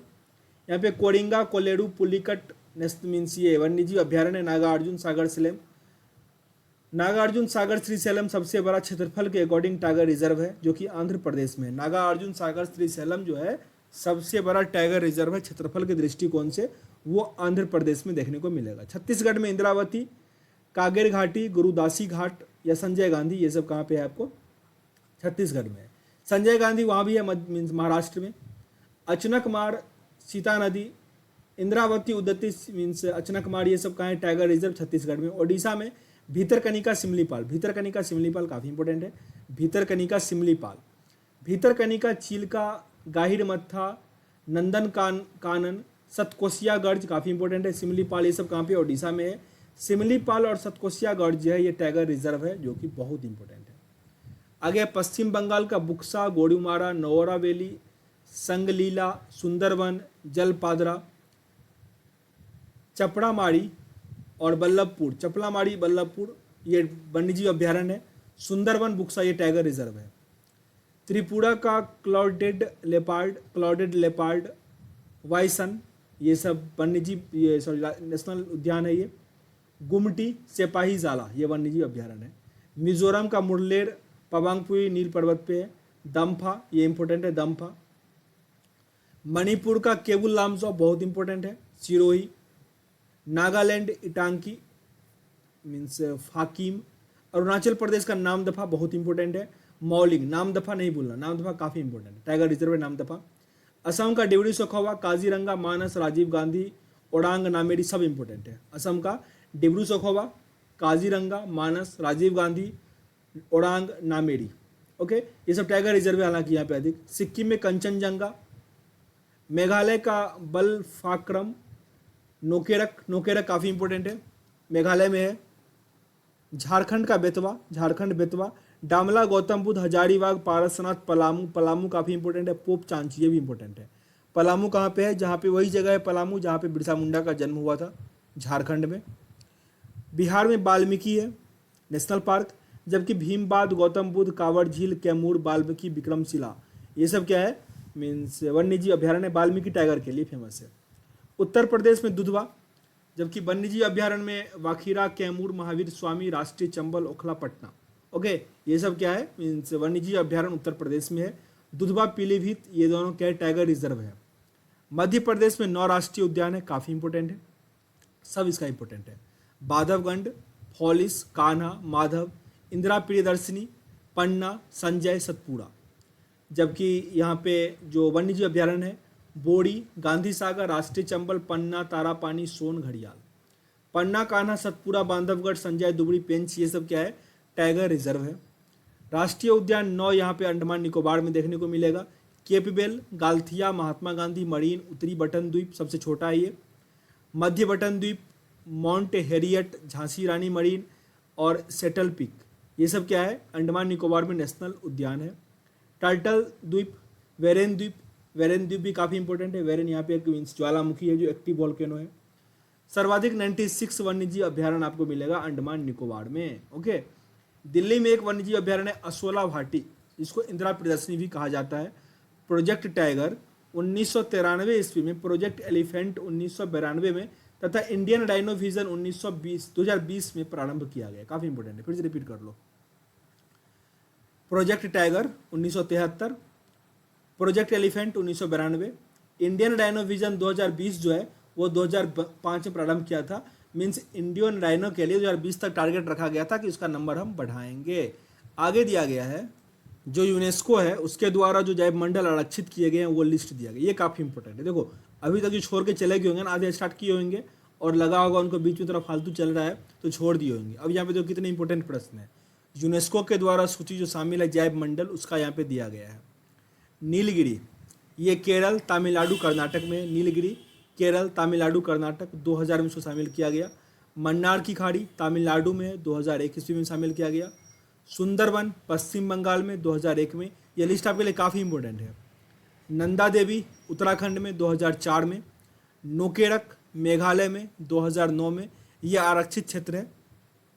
पंचमढ़ी मध्य प्रदेश 2009। सिमलीपाल ओडिशा 2009। अमरकंटक अचनकमार मध्य प्रदेश 2012। ग्रेट निकोबार में अंडमान निकोबार द्वीप समूह 2013। अगस्तमलाई तमिलनाडु में 2016 और कंचनजंगा सिक्किम में 2018। टोटल 11 है जिसको मीन्स आरक्षित क्षेत्र किया गया यूनाइटेड नेशन के द्वारा। भारत में प्रथम जैव मंडल आरक्षित क्षेत्र कहाँ स्थापित किया गया? नीलगिरी में 2000 ईस्वी में। बहुत इंपॉर्टेंट प्रश्न है ये। भारत में प्रथम जैव मंडल आरक्षित क्षेत्र नीलगिरी में 2000 में स्थापित किया गया। कार्टाजेना प्रोटोकॉल किससे संबंधित है? जैव सुरक्षा समझौते से। जैव सुरक्षा समझौते से। किस प्रकार के जैव विविधता का उपयोग प्रजनन कार्यों में किया जाता है? आनुवांशिक विविधता का। आनुवांशिक विविधता का। भारत को सर्वप्रथम किसने जैव भौगोलिक क्षेत्रों तथा जैव भौगोलिक प्रदेशों में विभाजित किया? रोजर एवं पनवार ने। रोजर और पनवार ने। अरवादा क्या है? कछुओं की कुछ प्रजाति का व्यापक घोंसला प्रक्रिया है अरिवादा। पर्यावरण संरक्षण हेतु 1961 में स्थापित वर्ल्ड वाइड फंड का मुख्यालय कहाँ पे? नॉर्वे की राजधानी ओस्ले में। याद रखना इसका स्थापना कब हुआ था? 1961। किस राज्य में सर्वाधिक संख्या में राष्ट्रीय पार्क है? मध्य प्रदेश 9 था। ओके, जबकि अगर यूनियन टेरिटरी देता तब आंध्र प्रदेश अंडमान निकोबार टिक करते हैं, ठीक ना, अंडमान निकोबार। आगे दिया गया जैव सुरक्षा का कार्टिनेजा प्रोटोकॉल किस केंद्रीय मंत्रालय द्वारा क्रियान्वित किया जाता है? तो पर्यावरण एवं वन मंत्रालय। भारत का प्रथम national centre of marine biodiversity किस शहर में स्थापित किया गया है? जामनगर गुजरात में। उड़ने वाली छिपकली जिसे ड्रैगो कहा जाता है वो भारत में कहाँ पाया जाता है? पश्चिमी घाट के वनों में, वेस्टर्न घाट के जंगलों में। क्षेत्रफल की दृष्टि से भारत का सबसे बड़ा टाइगर रिजर्व कौन सा है? नागा अर्जुन, जो कि आंध्र प्रदेश में जिक्र किए थे, उसी टाइम भी लिखा हुआ था। जिम कॉर्बेट नेशनल पार्क 1936 में इसका स्थापना उत्तराखंड में हुआ था। ये भारत का प्रथम राष्ट्रीय उद्यान और पावर प्रोजेक्ट के अंतर्गत अधिसूचित प्रथम टाइगर रिजर्व है। पहले इसका नाम हेली राष्ट्रीय उद्यान था। हेली राष्ट्रीय उद्यान का ही नया नाम क्या है? जिम कॉर्बेट नेशनल पार्क, जो कि इंडिया का सबसे पहला नेशनल पार्क है। 1936 में इसका स्थापना किया गया था। विश्व का कौन सा द्वीप केवल पक्षियों के लिए आरक्षित है? कजिन द्वीप। कजिन द्वीप सेशेल्स में है, सेशेल्स। भारत में पक्षियों का प्रथम वन्यारण्य कहाँ स्थित है? वेदांतथंगल तमिलनाडु में। भारत का प्रसिद्ध नीलगिरी जीव मंडल आरक्षित क्षेत्र कितने राज्यों में विस्तृत है? 3 में, कर्नाटक, तमिलनाडु, केरल। तीनों का नाम याद रखो, कर्नाटक, तमिलनाडु और केरल। कान्हा राष्ट्रीय उद्यान, ये बारहसिंघा के लिए प्रसिद्ध है। कान्हा राष्ट्रीय उद्यान। भारत का प्रसिद्ध फूलों की घाटी वाला राष्ट्रीय उद्यान क्षेत्र पर्वतारोहियों ने खोजा था, किसने? फ्रैंक स्माइथ और होल्ड्सवर्थ ने। यह उत्तराखंड में आपको देखने को मिलेगा। किसे गंगा के टाइगर की उपमा दी गई है? डॉल्फिन को। डॉल्फिन को गंगा का टाइगर कहा गया। राष्ट्रीय जलीय जीव हमारा डॉल्फिन ही है। अब यहाँ पक्षी विहार दिया गया जो कुछ इंपॉर्टेंट है। घाना पक्षी विहार ये भरतपुर राजस्थान में मिलेगा। रंगन थिट्टू पक्षी विहार माडिया कर्नाटक में। वेदाथंगल पक्षी विहार कांचीपुरम तमिलनाडु में। नीलापट्टू पक्षी विहार नेल्लोर आंध्र प्रदेश। सुल्तानपुर पक्षी विहार गुरुग्राम हरियाणा में। सलीम अली पक्षी विहार चराओ मांडवी नदी के पास गोवा में। केंडिया पक्षी विहार चित्तूर आंध्र प्रदेश में। चिल्का झील पक्षी विहार पुरी के पास ओडिशा में। कुमाराकोम पक्षी विहार वेवनाथ पक्षी विहार कोट्टायम केरल में। तो ये आपका जैव विविधता जो कंप्लीट हो गया। मिलते हैं अगले एक्सरसाइज में। सेशन अगर अच्छा लगा हो, कुछ सीखने का मौका मिला हो तो लाइक और शेयर कीजिए। मिलते हैं नेक्स्ट वीडियो में, तब तक के लिए जय हिंद। जय हिंद दोस्तों, आप देख रहे हैं अध्ययन केंद्र और इस वीडियो के माध्यम से हम एनसीईआरटी का सार संग्रह, ये बुक है महेश कुमार वर्णवाल का, जिसमें हमारा इन्वायरमेंट एंड इकोसिस्टम के रिगार्डिंग जो भी प्रश्न है वो पढ़ रहे हैं। आज हमारा ये चौथा या 5वां एक्सरसाइज होगा, जलवायु परिवर्तन मीन्स क्लाइमेट चेंज। तो इससे संबंधित जो भी प्रश्न दिए गए हैं वो इसमें दिया गया है।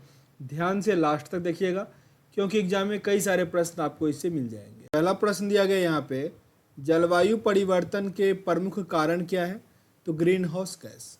जलवायु परिवर्तन के प्रमुख कारण क्या है? Green house gas. साथ ही ओजोन परत का क्षरण तथा प्रदूषण।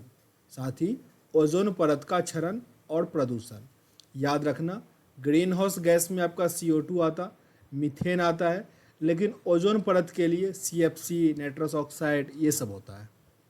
ग्रीन हाउस गैस की संकल्पना किसने प्रस्तुत की थी? तो जोसेफ फोरियर ने ग्रीन हाउस गैस एक होता है कुछ, ये बताया था उन्होंने। किस गैस का वैश्विक तापमान विभव mean GWP, global warming potential, किन बातों पर निर्भर करता है? तो उस गैस के अणुओं की दक्षता एवं उस गैस के वायुमंडलीय जीवन काल पर, मीन्स वो गैस इस वायुमंडल में कितना देर तक रहेगा और कितना देर तक टेम्परेचर रखेगा, तो इन सब बातों पे वो GWP कार्य करता है और तापमान विभव मेंटेन करता है। जैसे कि मान लो कार्बन का उत्सर्जन इंडिया में इस बार 100 kg हुआ। ओके, अब यहाँ पे अगर GWP पता है कि कार्बन डाइऑक्साइड का टेम्परेचर कितनी देर के बाद ठंडा हो जाएगा उत्सर्जन के बाद, तो आसानी से पता कर पाएगा कि 1 साल या 2 साल के बाद फिर टेम्परेचर क्या होगा, ठंडा होगा, अगर कार्बन डाइऑक्साइड की वृद्धि पे हम लोग रोक लगा दे तो इस प्रकार से साइंटिस्ट लोग अनुमान लगाते हैं, ठीक है ना, बढ़ेगा या घटेगा। प्राकृतिक रूप से पाई जाने वाली वह ग्रीन हाउस गैस कौन सी है जो सर्वाधिक ग्रीन हाउस प्रभाव डालती है? तो वह है जलवाष्प, वाटर वेपर। काफ़ी इंपॉर्टेंट है क्योंकि आपके ऑप्शन में कार्बन डाइऑक्साइड, मीथेन ये सब भी डाल देगा, तो जलवाष्प पे लोग टिक नहीं कर पाते। वाटर वेपर यानी जलवाष्प जो है सबसे अधिक ग्रीन हाउस प्रभाव छोड़ता है। ओके, मीन्स जलवाष्प, इसको नहीं भूलना, बहुत इंपॉर्टेंट है, पूछा गया प्रश्न है। वर्ष 2015 के पेरिस समझौते में ग्रीन हाउस गैस के उत्सर्जन को सीमित रखने का लक्ष्य रखा गया। इसके अंतर्गत यह लक्ष्य है कि 21वीं शताब्दी के अंत तक, मतलब 2099-90 के आसपास, औसत वैश्विक तापमान में वृद्धि उद्योग पूर्व स्तर से 2 डिग्री सेल्सियस या यदि संभव हो तो 1.5 डिग्री सेल्सियस अधिक ना होने पाए। मीन्स टेम्परेचर जो है इससे अधिक ना हो पाए, क्योंकि जिस रफ्तार से टेम्परेचर बढ़ रहा है, अभी आपको एवरेज 37 डिग्री टेम्परेचर मिल जाता है, जो कि काफ़ी तेज़ी से बढ़ रहा है। 4 से 5 साल में हम लोग 32 से इतना पे बढ़ गए हैं, जो काफ़ी तेज़ हुआ ये बढ़ना, ठीक है ना। ये कोशिश किया जा रहा है कि जब से 2100 साल शुरू होगा तब तक ओनली 2 डिग्री टेम्परेचर ही बढ़े। क्योटो प्रोटोकॉल किस वर्ष में प्रभावी हुआ? वर्ष 2005 में। क्योटो प्रोटोकॉल 2005 में प्रभावी हुआ। वह सर्वाधिक भंगुर पारिस्थितिक तंत्र कौन सा है जो वैश्विक तापन द्वारा सबसे पहले प्रभावित होता है? वह आर्कटिक एवं ग्रीनलैंड हिमचादर। आर्कटिक पर इसका काफ़ी इम्पैक्ट आपको देखने को मिलता है। ग्रीनलैंड की राजधानी नूक है। वायु में कार्बन डाइऑक्साइड की मात्रा बढ़ाने से वायुमंडल का तापमान क्यों बढ़ जाता है? क्योंकि कार्बन डाइऑक्साइड सौर विकिरण के अवरक्त अंश को अवशोषित कर लेता है। यहाँ पे अगर एक डायग्राम से हम समझाने का प्रयास करें तो ये मान लो एक अर्थ है, गोल सा अपना अर्थ है, ये है ओजोन लेयर। ओजोन लेयर है, इसके नीचे सारा गैस है। ओके, तो मान लो ये कार्बन डाइऑक्साइड का लेयर है, ठीक है ना, ये कार्बन डाइऑक्साइड का लेयर है, ये अपना अर्थ है। सन का लाइट यहाँ पे आया, धरती पे पड़ा, फिर अगर ये गैस नहीं होता है तो ये क्या, तो रिफ्लेक्ट होकर चला जाता है। लेकिन जब ये गैस मोटा वाला गैस हो जाए ना, तो ये रिफ्लेक्ट नहीं होने देता, फिर से इसको धरती पे भेज देता है। कुछ पार्ट तो रिफ्लेक्ट होता है, कुछ पार्ट अंदर ही आ जाता है। तो ये जो अंदर रिफ्लेक्ट कर देता है ना, तो यही धरती के टेम्परेचर को बढ़ाता है। मीन जिस गैस में हीट एब्जॉर्ब करने की कैपेसिटी अधिक होगी, या जो गर्म गैस होगा, यानी जो भारी गैस होता है, कार्बन डाइऑक्साइड का भारी गैस होता है। हालांकि अगर कंपेरिजन करें दूसरे गैस से तो हल्का होता है, पर कार्बन डाइऑक्साइड ही भारी गैस होता है।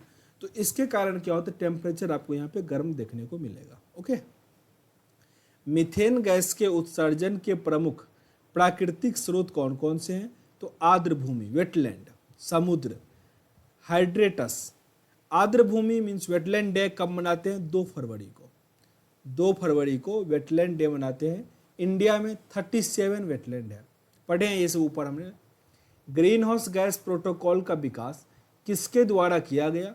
तो वर्ल्ड रिसर्च इंस्टीट्यूट तथा world business council on sustainable development के द्वारा ये जो ग्रीन हाउस प्रोटोकॉल है वो बनाया गया।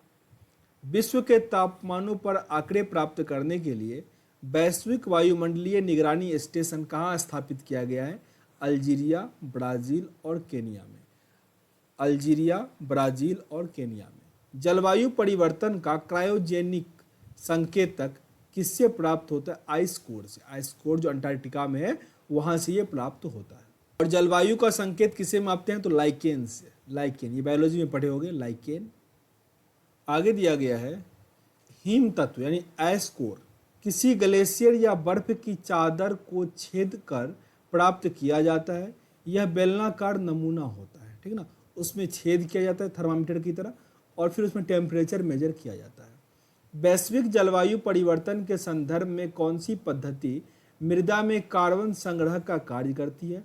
तो समुच्च बांध, अनुपद समस्या और शून्य जुताई ये सब हार्म करते हैं। हालांकि किस अंतर्राष्ट्रीय सम्मेलन में हरित जलवायु कोष का गठन का प्रावधान किया गया? कानकुन सम्मेलन जो कि मेक्सिको में 2010 में हुआ था, उसमें हरित जलवायु कोष मीन्स ग्रीन क्लाइमेट फंड का प्रावधान किया गया, गठन किया गया। मैक्सिको का राजधानी मैक्सिको सिटी मिलेगा, ये आपको नॉर्थ अमेरिकन कंट्री है। ओके, साथ ही अमेरिका और मैक्सिको सिटी का जो बाउंड्री है वो दुनिया का सबसे बड़ा बाउंड्री कहा जाता है। शायद मैं गलत बोल रहा हूँ, यूएसए और कनाडा का बाउंड्री सबसे बड़ा है, ठीक ना। मैक्सिको का तो छोटा है। यहाँ पे आपको मीन्स ये जो मिलता है बरामूडा ट्रायंगल वो मिलता है मैक्सिको गल्फ में, गल्फ ऑफ मैक्सिको में बरामूडा ट्रायंगल आपको देखने को मिलेगा। दुनिया का सबसे बड़ा बाउंड्री कनाडा और यूएसए के बीच है। हरित जलवायु कोष ग्रीन क्लाइमेट फंड के गठन का क्या उद्देश्य था? इसमें विकासशील देशों को जलवायु परिवर्तन का सामना करने हेतु अनुकूलन और न्यूनीकरण पद्धति से सहायता देना होगा। ओके, मीन्स कम से कम यूज करें और उसके लिए कुछ फंडिंग भी देना होगा। यदि कोई महासागर का पादप पलवक किसी कारण से पूर्णतः नष्ट हो जाए तो कार्बन सिंक के रूप में महासागर पर एवं महासागर के खाद्य श्रृंखला पर इसका प्रतिकूल प्रभाव पड़ेगा। प्रथम विश्व जलवायु सम्मेलन कहाँ आयोजित किया गया था? जेनेवा, स्विट्जरलैंड 1779 में। काफ़ी इंपॉर्टेंट है। 1879 ईस्वी में, 1879 सही है, 1879 ईस्वी में प्रथम विश्व जलवायु सम्मेलन जेनेवा के स्विट्जरलैंड में किया गया था। कौन सी घटनाएं वैश्विक तापन यानी ग्लोबल वार्मिंग के प्रभाव को दर्शाती है? तो हिमानी का पिघलन, बर्फ का पिघलना, सागरीय जल में बढ़ना, मौसम दशाओं में परिवर्तन और वैश्विक तापमान में वृद्धि और आदि, ये सब वैश्विक यानी ग्लोबल वार्मिंग का उदाहरण है, रिजल्ट है ये सब। वैश्विक तापमान के कारण एल्पाइन ग्लेशियर के पिघलने से किन दो देशों को अपनी अंतर्राष्ट्रीय सीमा फिर से निर्धारित करना पड़ गया? तो इटली और स्विट्जरलैंड को। ये सारे नॉर्थ में ऊपर के सारे देश हैं ये सब। ऊर्जा की बचत कर पृथ्वी को सुरक्षित रखने के उद्देश्य से प्रत्येक वर्ष मार्च के अंतिम शनिवार को पृथ्वी काल मनाया जाता है, जिसका समय 8:30 से लेकर 9 बजे तक होता है रात को। उस टाइम सब क्या करता है? लाइट को बंद कर देता है। कब? तो अर्थ डे मनाते हैं मार्च के शनिवार को, मार्च के अंतिम शनिवार को। वर्ष 2020 में 28 मार्च का पूरा विश्व में अर्थ आवर मनाया गया। 187 देशों के 7000 से अधिक देशों ने भाग लिया। 187 देशों के 7000 से अधिक देशों ने, देश मतलब प्रदेश होना चाहिए, शहर में, ठीक ना, शहर यानी राज्य, ने भाग लिया। Green group world wide fund for nature द्वारा आयोजित यह अर्थ आवर 14वां संस्करण था। इसका विषय था जलवायु परिवर्तन। थीम आपको थोड़ा याद रखना है, जलवायु परिवर्तन। भारत में क्योटो प्रोटोकॉल की द्वितीय प्रतिबद्धता अवधि पर अपनी सहमति कब प्रदान की? 8 अगस्त 2017 को। IPCC inter governmental panel on climate change की पहली रिपोर्ट कब प्रकाशित हुई थी? 1990 में। नीचे एक लाइन लिखा गया है, भूटान एक कार्बन निगेटिव देश है। यह प्रतिवर्ष वायुमंडल से 6 मिली टन कार्बन अवशोषित करता है, मीन्स उत्सर्जित नहीं कर रहा, हॉट स्पॉट नहीं है, ये ग्रहण कर रहा है। तो काफ़ी अच्छी बात है। भूटान मीन्स कार्बन को निगेटिव मीन्स कम कर रहा है ये, तो काफ़ी अच्छी बात है, ये याद रखोगे भूटान के बारे में। तो ये आपका लेसन एंड होता है। आगे मिसलेनियस दिया गया है और हालांकि उससे पहले ओजोन दिया गया, ओजोन के बारे में। उसको पहले कवर करेंगे, फिर मिसलेनियस, फिर इसका मास्टर वीडियो आ जाएगा, रिवीजन कर लेना। मिलते हैं नेक्स्ट वीडियो में, तब तक के लिए जय हिंद। जय हिंद दोस्तों, आप देख रहे हैं अध्ययन केंद्र और इस वीडियो के माध्यम से अभी हम एनसीईआरटी सार संग्रह का जो बुक है महेश कुमार दंडवाल का वो पढ़ रहे हैं। अभी हमारा पर्यावरण चल रहा है जिसमें हम ओजोन परत क्षरण और प्रदूषण से संबंधित जो प्रश्न है, means ozone layer depletion and pollution से रिलेटेड जो प्रश्न है उसको इसमें कवर किया जाएगा। तो ध्यान से देखिएगा, कई सारे प्रश्न आपके इससे बनते हैं। पहला प्रश्न यहाँ दिया गया है, ओजोन परत वायुमंडल के किस स्तर में स्थित होता है? ये होता है समताप मंडल में, स्ट्रेटोस्फीयर। काफ़ी इंपॉर्टेंट है। ओजोन परत जो है किस मंडल में है? समताप मंडल में है। ओजोन का फॉर्मूला होता है आपका O3। साथ ही इसकी गंध जो होती है वो सड़े हुए मछली की तरह होता है। ओजोन परत का गंध कैसा होता है? सड़े हुए मछली की तरह। उसका फॉर्मूला O3 और ये किस मंडल में होता है? समताप मंडल में होता है। ओजोन परत पृथ्वी से कितनी ऊंचाई पर स्थित है? ये 25 से लेकर 35, यहाँ पे 20 लिखा गया है, 20 से 35 किलोमीटर तक, 20 से 35 किलोमीटर ऊपर आपको ओजोन परत देखने को मिलेगा। वर्ष 2005 में तिब्बत पठार के ऊपर ओजोन आभा मंडल की खोज किनके द्वारा की गई थी? GW केंट मूर के द्वारा। GW केंट मूर ने 2005 में तिब्बत पठार के ऊपर ओजोन आभा मंडल का खोज किया था। ओजोन आभा मंडल, ये ओजोन लेयर अलग होता है, ओजोन आभा मंडल थोड़ा अलग है। अंटार्कटिका के ऊपर ओजोन छिद्र की खोज किसने की थी? ब्रायन गार्डिनर और जोनाथन सैकलिन ने। अंटार्कटिका के ऊपर जो ओजोन छिद्र है, ओजोन होल है, इसका खोज किसने किया था? ब्रायन गार्डिनर और जोनाथन सैकलिन ने। मोर्टियल प्रोटोकॉल जो है किस पर्यावरणीय समस्या से संबंधित है? तो ओजोन परत के क्षय को रोकने के लिए। कई बार पूछा गया प्रश्न है कि मॉन्ट्रियल प्रोटोकॉल जो है, मॉन्ट्रियल प्रोटोकॉल किससे संबंधित है? तो ये ओजोन परत के क्षय को रोकने से है। ओजोन परत के क्षय को रोकने से संबंधित प्रोटोकॉल कौन सा है? Montreal protocol. Montreal protocol. Ozone परत को किस इकाई में मापा जाता है? इसको हम डॉब्सन में मापते हैं। डॉब्सन को डेसिबल से कंफ्यूज नहीं कर लेना। डेसिबल से हम ध्वनि की तीव्रता मापते हैं, जबकि डॉब्सन से ओजोन परत की इकाई मापते हैं। ओजोन परत को मापने का इकाई क्या है? डॉब्सन। और डेसिबल जो होता है इससे हम साउंड मापते हैं, साउंड की फ्रीक्वेंसी या तीव्रता मापते हैं। ओजोन परत के क्षरण के लिए कौन सा गैस उत्तरदायी होता है? तो उसके लिए CFC कोई CF2 CL2 कहते हैं, chlorofluorocarbon, halogen, nitrous oxide, trichloroethylene, halon 1211, 13101 halon का ही है, तो आदि, जिसमें आपको CFC, नाइट्रस ऑक्साइड, ये सब याद रखना। कई बार पूछा गया प्रश्न है ये। याद रखना, कार्बन डाइऑक्साइड जो है ओजोन को हार्म नहीं करता, ये मीन्स ग्लोबल वार्मिंग बढ़ाता है। कार्बन डाइऑक्साइड का मैं जिक्र कर रहा हूँ, कार्बन डाइऑक्साइड, मीथेन, वो सब ग्लोबल वार्मिंग बढ़ाता है। और ये जो है CFC, नाइट्रस ऑक्साइड, ये मेनली पूछा जाएगा आपसे, हेलोजन, ये सब ओजोन को हार्म करता है। ऐसे पदार्थ जो ओजोन की परत को कम से कम हानि पहुंचाता है ओजोन अनुकूल पदार्थ कहते हैं। ओजोन अनुकूल means ozone friendly substance, OFS means ozone friendly substance. Bharat के श्रीनगर में ओजोन परत की मोटाई सर्वाधिक है, त्रिवेंद्रम में ये सबसे कम है। सितंबर से अक्टूबर माह के मध्य ओजोन परत की मोटाई में अधिक कमी आती है। जब गर्मी का टाइम आता है, सितंबर अक्टूबर, अभी जो मंथ चल रहा है, इसमें ओजोन परत की मोटाई क्या होती है? कम हो जाती है, क्योंकि प्रदूषण अधिक होता है। आगे, वायु में तैरते हुए श्वसनीय सूक्ष्म कणों के आकार कितना होता है? 5 मैक्रोन से कम होता है, 5 मैक्रोन से कम होता है। वो हमारे शरीर के अंदर भी चला जाता है, सांस लेते हैं तब। ओके। मानव जनित पर्यावरणीय प्रदूषण को क्या कहा जाता है? इसे हम एंथ्रोपोजोनिक कहते हैं। एंथ्रो मतलब होता है मानवीय होता है, तो एंथ्रोपोजोनिक मीन्स मानव के द्वारा जो प्रदूषण बनाया जाएगा उसको हम एंथ्रोपोजोनिक कहेंगे। जैव निम्नीकरणीय रहित प्रदूषण पर्यावरण में किस प्रकार प्रवेश करता है? तो मानव जनित प्रदूषण के कारण। मानव जनित प्रदूषण के कारण वे वायु प्रदूषण जो प्रदूषक स्रोत से सीधा वायु में मिलता है क्या कहलाता है? प्राथमिक प्रदूषण। प्राथमिक प्रदूषण क्या होता है? तो वायु प्रदूषण जो प्रदूषक स्रोत से सीधा वायु में मिल जाएगा उसे हम क्या कहते हैं? Primary pollution. ऐसे वायु प्रदूषण जो प्राथमिक वायु प्रदूषक तथा साधारण वातावरणीय पदार्थ से क्रिया करने के फलस्वरूप उत्पन्न होगा उसे हम कहेंगे सेकेंडरी पॉल्यूशन मीन्स या द्वितीय वायु प्रदूषण।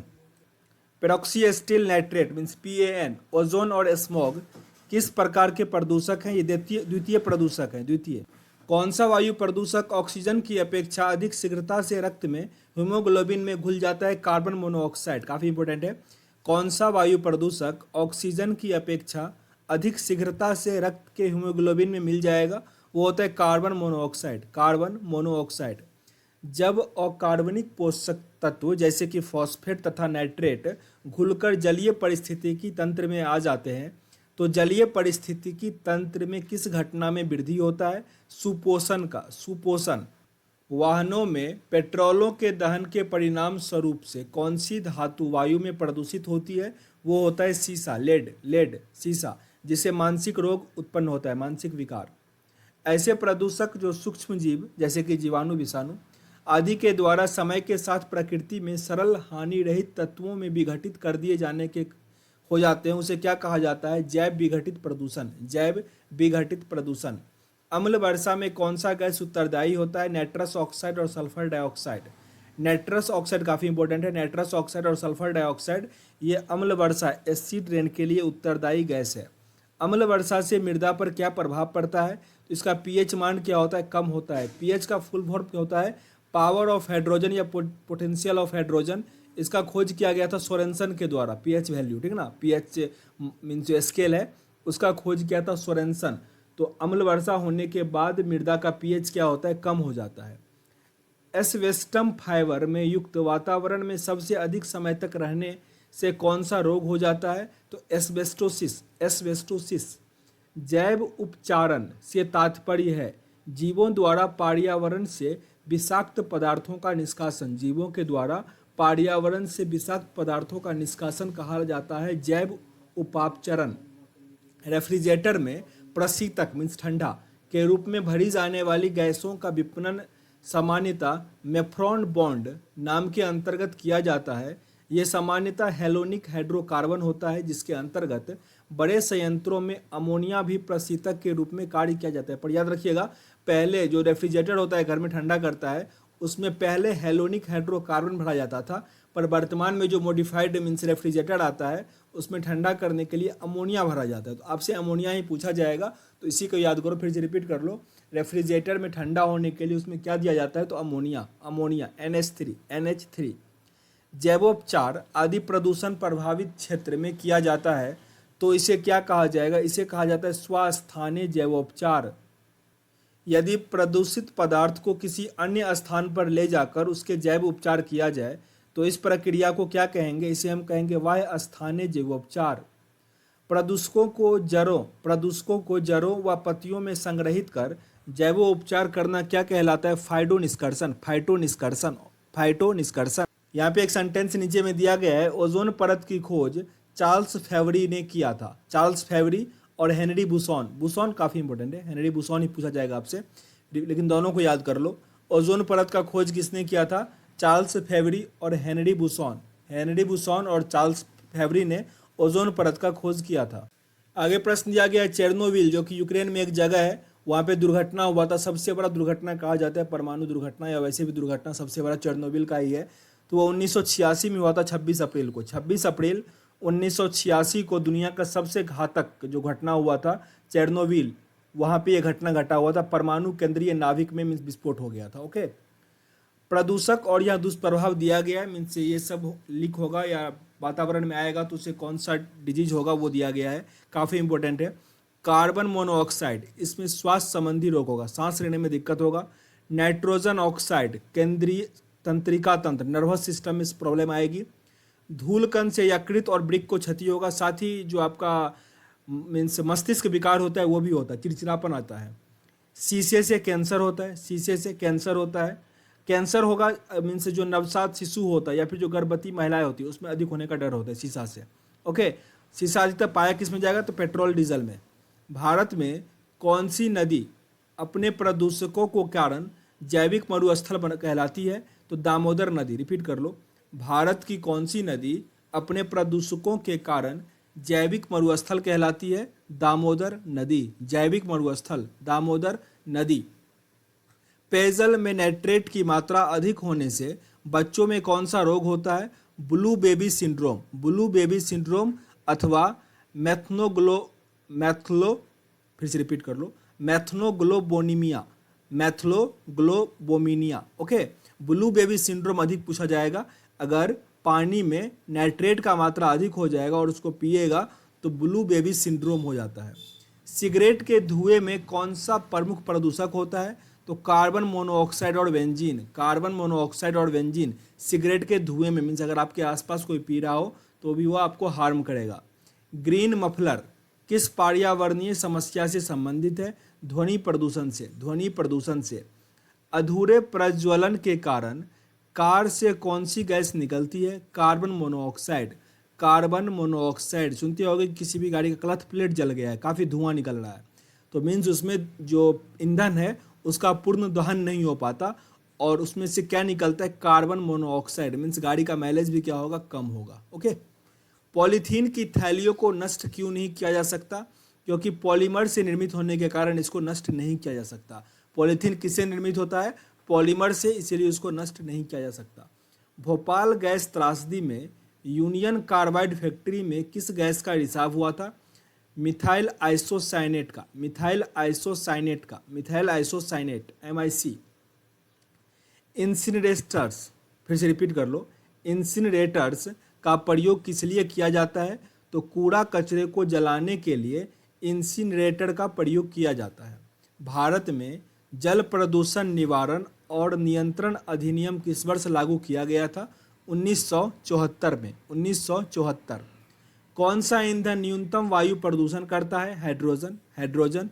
और पूरे दुनिया में, मीन्स पूरे एटमॉस्फेयर में नहीं कह सकते, पूरे वर्ल्ड क्या बोल सकते हैं उसको, ब्रह्मांड में, सही, ब्रह्मांड में सबसे अधिक कौन सा गैस है?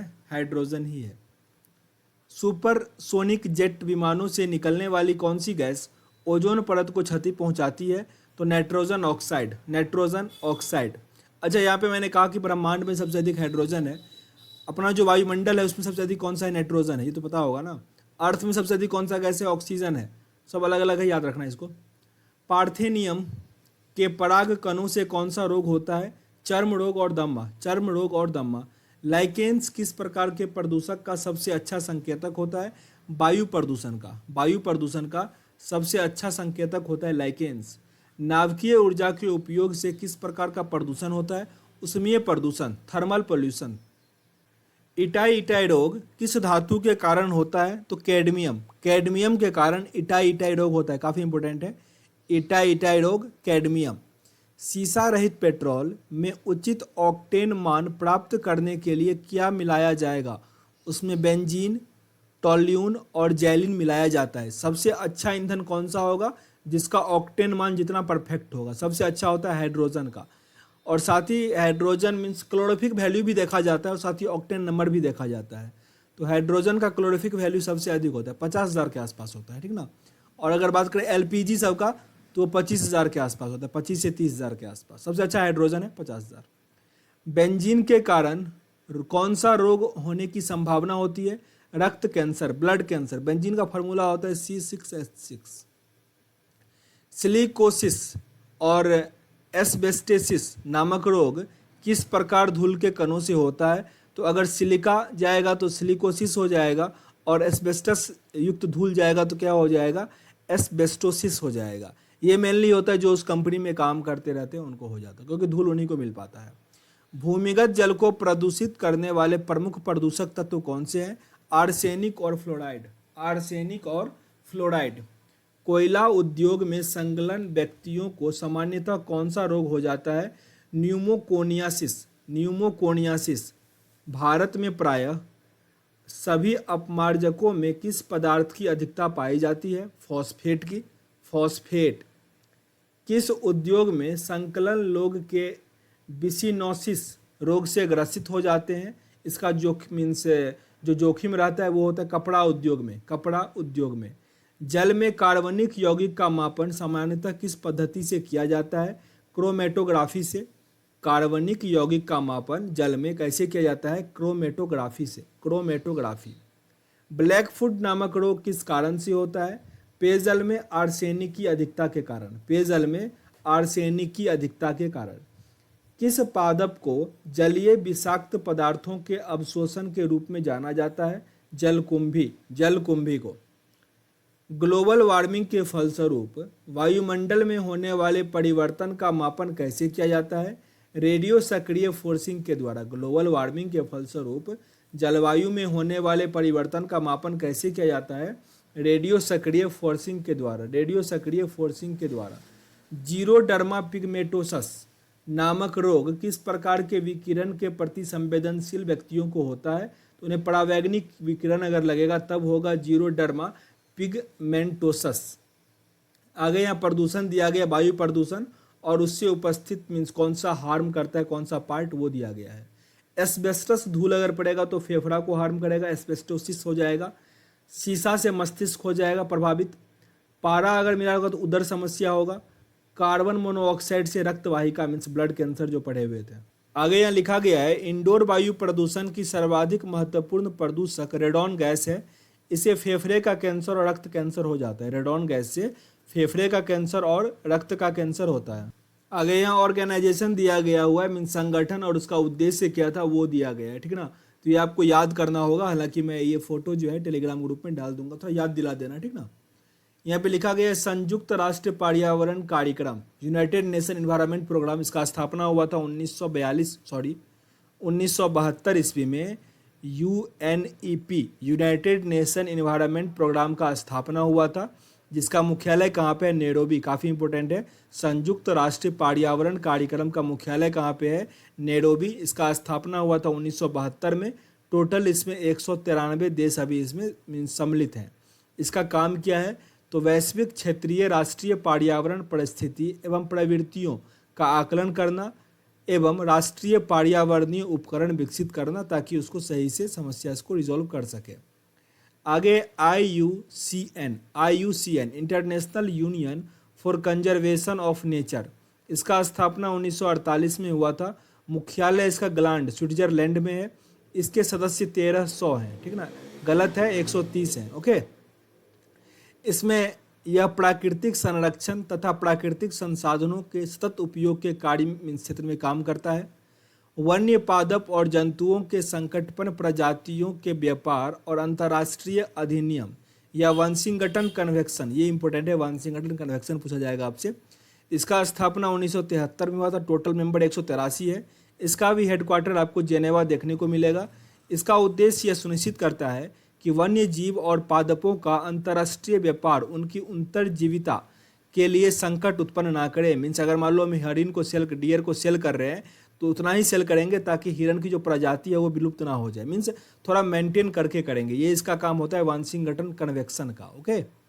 वन्य जंतुओं के प्रवासी प्रजातियों का संरक्षण पर अभिसमय स्थापना ये हुआ था 1979 में। मुख्यालय इसका वॉर्न है, जर्मनी। 313 मेंबर हैं इसके। यह अभिसमय मीन्स इतना ऑर्गेनाइजेशन इसका मेंबर है।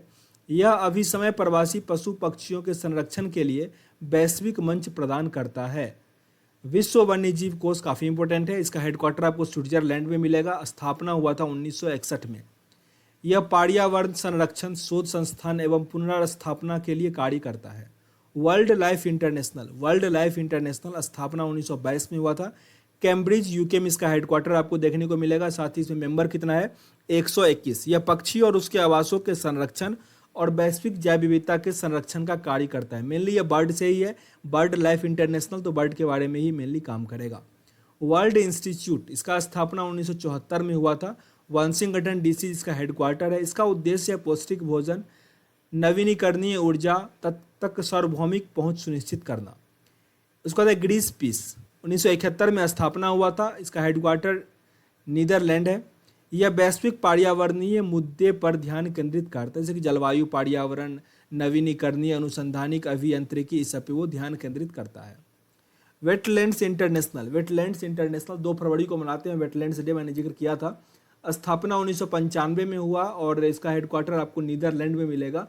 यह आर्द्र भूमि के क्षरण को रोकने के लिए नष्ट आर्द्र भूमि को पुनर्वस्था में लाने के लिए कार्य करता है। इंडिया में टोटल 37 आर्द्र भूमि है, ओके, याद रखना उसको।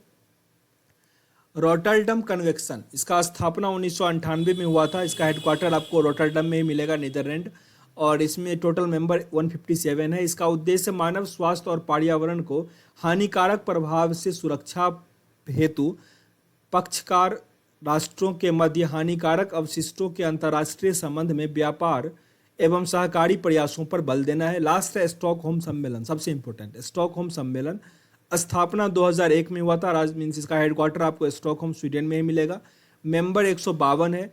यह अनवरत जैविक प्रदूषकों के प्रयोग को समाप्त करने अथवा उन पर प्रतिबंध लगाने के लिए कार्य करता है। तो ये आपका ओजोन से संबंधित जो ये प्रश्न था यह मैंने कंप्लीट कर लिया। इसका 3 से 4 वीडियो और आएगा, फिर मैं मास्टर वीडियो बना दूंगा जिसमें आपका पर्यावरण पूरा कंप्लीट रहेगा। मिलते हैं नेक्स्ट वीडियो में, तब तक के लिए जय हिंद। जय हिंद दोस्तों, आप देख रहे हैं अध्ययन केंद्र, और इस वीडियो के माध्यम से अभी हम पढ़ेंगे एनसीईआरटी सार संग्रह महेश कुमार दर्दवाल का बुक। ये वन लाइनर के फॉर्म में है, और आज जो हमारा सब्जेक्ट चल रहा है वो है पर्यावरण और पारिस्थितिकी, मीन्स इन्वायरमेंट एंड इकोसिस्टम, जिसका ये लास्ट एक्सरसाइज होगा विविध। इसके बाद आपका मास्टर वीडियो आ जाएगा, ठीक है ना, उसको देख लेना, रिवीजन हो जाएगा आपका। साथ ही डिस्क्रिप्शन जरूर विजिट कर लो, डिस्क्रिप्शन में जो लिंक दिया गया है, क्योंकि उसका मैं अगर बुक का नाम लूँ तो काफ़ी टाइम बर्बाद होता है इसमें, तो आप जरूर उसको विजिट कर लो, आपको काफ़ी हेल्प मिलेगा। आगे लिखा गया है प्रश्न पहला है आपका, पग मार्क तकनीक का प्रयोग किस लिए किया जाता है? तो वन्य जंतुओं की जनसंख्या के आकलन के लिए, वन्य जंतुओं के जनसंख्या के आकलन के लिए पग मार्क तकनीक का प्रयोग किया जाता है। आगे है, एजेंडा 21 का संबंध किससे है? सतत विकास से, सतत विकास, सस्टेनेबल डेवलपमेंट से। एजेंडा 21 रियो डी जेनेरो के पृथ्वी सम्मेलन 1992 में इसको प्रस्तुत किया गया था। इको मार्क क्या है? तो पर्यावरण अनुकूलन उत्पादों को भारतीय मानक ब्यूरो मीन्स BIS द्वारा प्रदान किया गया प्रमाणक चिन्ह होता है। इको मार्क क्या होता है कि कोई भी वस्तु पर्यावरण के लिए अनुकूलित है या नहीं है, वो भारतीय मानक ब्यूरो द्वारा प्रमाणित किया जाता है। Ego mark, eco mark, okay. Global 500 पुरस्कार किस क्षेत्र में विशेष उपलब्धि हेतु प्रदान किया जाता है? तो पर्यावरण संरक्षण के क्षेत्र में, पर्यावरण संरक्षण के क्षेत्र में। ग्लोबल 500 पुरस्कार वर्ष 1987 में संयुक्त राज्य पर्यावरण कार्यक्रम के द्वारा स्थापित किया गया था। वर्ष 1987 में अनिल अग्रवाल, इन्होंने भारत के पर्यावरणीय स्थिति रिपोर्ट 1982 में प्रस्तुत की थी। वर्ष 2003 में डॉक्टर बिंदेश्वर पाठक, जो कि सुलभ इंटरनेशनल के संस्थापक भी हैं, मीन सुलभ, इनको कई सारा प्राइज भी मिल चुका है, ठीक ना, को यह पुरस्कार प्रदान किया गया था। ओके, मीन्स किन किन को? डॉक्टर बिंदेश्वर पाठक को और साथ ही अनिल अग्रवाल को। किस देश में प्रत्येक माह के अंतिम रविवार को राष्ट्रीय स्वच्छता दिवस मनाया जाता है? फ्रांस। फ्रांस में प्रत्येक महीना के अंतिम शनिवार को क्या मनाया जाता है? राष्ट्रीय स्वच्छता दिवस, राष्ट्रीय स्वच्छता दिवस। किस पर्यावरण कार्यकर्ता को वृक्ष मानव कहा जाता है? चड्ढी प्रसाद भट्ट को। चिपको आंदोलन से संबंधित थे, साथ ही इन्होंने बहुत सारा वृक्ष लगाया, इसलिए इसे चंडी प्रसाद भट्ट को वृक्ष मानव कहा जाता है। राजीव गांधी पर्यावरण पुरस्कार किस लिए प्रदान किया जाता है? तो स्वच्छ प्रौद्योगिकी एवं विकास के क्षेत्र में योगदान के लिए, स्वच्छ प्रौद्योगिकी एवं विकास के क्षेत्र में योगदान के लिए। राष्ट्रीय पर्यावरण इंजीनियरिंग शोध संस्थान कहाँ स्थित है? नागपुर में। राष्ट्रीय पर्यावरण इंजीनियरिंग शोध संस्थान कहाँ है? नागपुर में। पेरियार गेम अभ्यारण्य, पेरियार जहाँ भी हो केरल पे टिक करना है, पेरियार केरल में है, बाघों के लिए प्रसिद्ध है, टाइगर रिजर्व है ये। Indian institute of ecology and environmental कहाँ अवस्थित है? न्यू दिल्ली में, न्यू दिल्ली। भारत सरकार द्वारा किस वर्ष केंद्रीय गंगा प्राधिकरण का गठन किया गया? 1982 में, केंद्रीय गंगा प्राधिकरण 1982। भारत की जलवायु परिवर्तन पर प्रथम राष्ट्रीय कार्य योजना कब प्रकाशित हुआ? 2008 में, 2008। भारतीय वन्यजीव संस्थान कहाँ स्थित है? देहरादून, बहुत इंपॉर्टेंट है। भारतीय वन्यजीव अभ्यारण्य या वन्यजीव संस्थान कहाँ स्थित है? देहरादून। आगे यहाँ प्रश्न दिया गया है, हरित अर्थव्यवस्था में हरित जीडीपी की संकल्पना प्रस्तुत करने वाला पहला देश कौन सा है? चीन। चीन। पारिस्थितिकी यानी इकोसिस्टम अस्थायी मित्र व्यत्यय है, यह किस आंदोलन का नारा था? चिपको आंदोलन का। चिपको आंदोलन का। राष्ट्रीय कृषि वानिकी अनुसंधान केंद्र झांसी उत्तर प्रदेश में है। राष्ट्रीय कृषि वानिकी अनुसंधान केंद्र। अमृता देवी स्मृति पुरस्कार किस लिए दिया जाता है? तो ये वन और वन्य जीवों की सुरक्षा हेतु किए गए कार्यों के लिए अमृता देवी स्मृति पुरस्कार। कौन सा जंतु विश्व वन्य जीव कोष का शुभंकर कहा गया? पांडा को। पांडा। पृथ्वी विज्ञान मंत्रालय के गठन के पूर्व इस मंत्रालय का नाम क्या था? महासागर विकास मंत्रालय। महासागर विकास मंत्रालय का नाम चेंज करके क्या हो गया? पृथ्वी विज्ञान मंत्रालय, the ministry of earth science. Yamuna action plan औपचारिक रूप से कब प्रारंभ हुआ? 1993 से। 1993 से। सासा कबा पुरस्कार किस क्षेत्र में प्रदान किया जाता है? तो पर्यावरण संरक्षण एवं प्रबंधन के क्षेत्र में। पर्यावरण संरक्षण एवं प्रबंधन के क्षेत्र में। यह आंदोलन दिया गया है और इसे संबंधित व्यक्ति का नाम दिया गया है चिपको आंदोलन। सुंदरलाल बहुगुणा, सुंदरलाल बहुगुणा, गौरा देवी और चंडी प्रसाद भट्ट। नर्मदा बचाओ आंदोलन मेघा पाटकर, बाबा आमटे। मेघा पाटकर और बाबा आमटे। मोती आंदोलन कल्याण सिंह रावत। वैष्णोई आंदोलन संत जाम्भोज और अमृता देवी बिश्नोई। प्रथम पृथ्वी शिखर सम्मेलन कहाँ आयोजित हुआ था? ये हुआ था रियो डी जेनेरो ब्राजील में 1992 में। अंतर्राष्ट्रीय, ये काफ़ी इंपॉर्टेंट है, ठीक ना। पृथ्वी शिखर सम्मेलन पहला 1992 में ब्राजील में रियो डी जेनेरो में हुआ था। अंतर्राष्ट्रीय सौर संगठन काफ़ी इंपॉर्टेंट है ये आपके लिए, क्योंकि इसका हेडक्वार्टर इंडिया के गुरुग्राम में है, ठीक ना। का प्रथम शिखर सम्मेलन किस शहर में आयोजित किया गया? न्यू दिल्ली में 2008 में। और इसका हेडक्वार्टर गुरुग्राम, एकमात्र इंटरनेशनल गठबंधन है जिसका हेडक्वार्टर इंडिया में है, तो इसको याद रखना ही रखना, ठीक ना। तो न्यू दिल्ली इसका आंसर हो जाएगा। 1 मिनट, ये क्या हो रहा है? आगे एक सेंटेंस दिया गया है, कृषि वैज्ञानिक MS स्वामीनाथन को UNEP द्वारा फादर ऑफ इकोनॉमिक इकोलॉजी की उपाधि दी गई। फादर ऑफ इकोनॉमिक इकोलॉजी का अवार्ड दिया गया MS स्वामीनाथन को। इन्हें भारत का हरित क्रांति का जनक भी कहा जाता है। अब यह एक लिस्ट दिया गया है अंतर्राष्ट्रीय पर्यावरण सम्मेलन और संधियां, ये कोशिश करना याद करने का। पहला है अंतर्राष्ट्रीय मानव पर्यावरण सम्मेलन जो कि स्टॉकहोम में हुआ था। इसे पर्यावरण का मेगना कार्टा कहा जाता है, क्योंकि जब पहला हुआ था इस पर सोच आया था 1972 में। 1972 में इसी के अंतर्गत यूनाइटेड नेशन इन्वायरमेंट प्रोग्राम जो है उसका स्थापना किया गया, जिसका हेडक्वार्टर आपको केनिया की राजधानी नैरोबी में मिलेगा। 5 जून को पर्यावरण दिवस मनाने का निर्णय यहीं से लिया गया 1972 के स्टॉकहोम सम्मेलन से। मानव विकास और पर्यावरण के मध्य संघर्ष को कम करने की दिशा में ये प्रथम प्रयास था, बहुत इंपॉर्टेंट है, इसको नहीं भूलना। हेलसिंकी सम्मेलन 1974, इसमें सामुद्रिक पर्यावरण की सुरक्षा की बात की गई। लंदन सम्मेलन 1975, समुद्र के कचरे का निशक्तिकरण पर प्रतिषेध किया गया।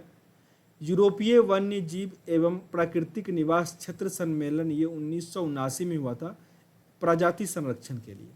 वियना सम्मेलन 1985, ओजोन स्तर का संरक्षण, काफ़ी इंपॉर्टेंट है क्योंकि ये पहला था, ओजोन के रिगार्डिंग संरक्षण की बात पहली बार की गई थी वियना सम्मेलन में। ऑस्ट्रिया की राजधानी वियना है 1985 में। मॉन्ट्रियल प्रोटोकॉल बहुत इंपॉर्टेंट है। ओजोन परत के संरक्षण के लिए पहला अंतर्राष्ट्रीय समझौता था मॉन्ट्रियल प्रोटोकॉल, 16 सितंबर 1987 को हुआ था। इसीलिए हम लोग 16 सितंबर को ओजोन दिवस मनाते हैं। मॉन्ट्रियल प्रोटोकॉल का संबंध किससे है? तो ओजोन परत से। वियना प्रोटोकॉल का संबंध किससे है? ओजोन परत से। रियो सम्मेलन ये पृथ्वी सम्मेलन था, 1992 में हुआ था। पर्यावरण विकास के लिए अंतर्राष्ट्रीय सहयोग था। एजेंडा 21 स्वीकृत किया गया। जलवायु परिवर्तन पर संयुक्त राष्ट्र फ्रेमवर्क कन्वेंशन की स्थापना की गई। सारे इंपॉर्टेंट है, थोड़ा ध्यान से, ठीक ना, इसको याद करना होगा आप लोगों को। नैरोबी घोषणा पत्र, नैरोबी केनिया की राजधानी नैरोबी है। यहाँ पे अंतर्राष्ट्रीय संधि को प्रभावी क्रियान्वयन किया गया 1997 में। क्योटो सम्मेलन, Kyoto protocol, green house gas की पहचान तथा भूमंडलीय तापन को कम करने के लिए वर्ष 1990 में 5% की कटौती का निर्णय किया गया था। मालमो घोषणा पत्र पर्यावरण संरक्षण में निजी भूमिका के लिए 2000 ईस्वी में। इंफोटेरा सम्मेलन 2000 में पर्यावरण से संबंधित सूचना के विस्तार के लिए। जोहान्सबर्ग, ये इंपॉर्टेंट है, 2002 में हुआ था। सतत विकास पर विशेष बल दिया गया था और विश्व एकजुटता कोष की सहमति दी गई थी कि पूरी दुनिया मिल के अगर हम कार्य करेंगे पर्यावरण के क्षेत्र में तभी कुछ हो पाएगा। मॉन्ट्रियल सम्मेलन, इसमें विकसित देश द्वारा 2012 तक ग्रीन हाउस गैस के उत्सर्जन को कम करने वर्ष 1990 के स्तर तक लाने का, मीन्स 2012 में जो ग्रीन हाउस गैस है और 1990 में जितना था उतना उसको कम करके लाना, यह था मॉन्ट्रियल प्रोटोकॉल का। नुआदुआ सम्मेलन, इसमें ग्रीन हाउस गैस के उत्सर्जन की दर को 2050 तक 2000 तक मीन्स कम करना है, मेनली समझ लो। कोपेनहेगन सम्मेलन काफ़ी इंपॉर्टेंट है। विकसित और औद्योगिक राष्ट्र द्वारा 2020 तक ग्रीन हाउस गैस के उत्सर्जन में भारी कटौती का प्रावधान है। कम कार्बन अर्थव्यवस्था की परिकल्पना की गई। कानकून सम्मेलन, हरित जलवायु कोष 2010 में हुआ, स्थापित किया गया। डबरन सम्मेलन, ये डबरन प्लेटफॉर्म के अंतर्गत ग्रीन क्लाइमेट फंड की स्थापना की गई। दोहा सम्मेलन इंपॉर्टेंट है, कतर की राजधानी दोहा में 2012 में हुआ था।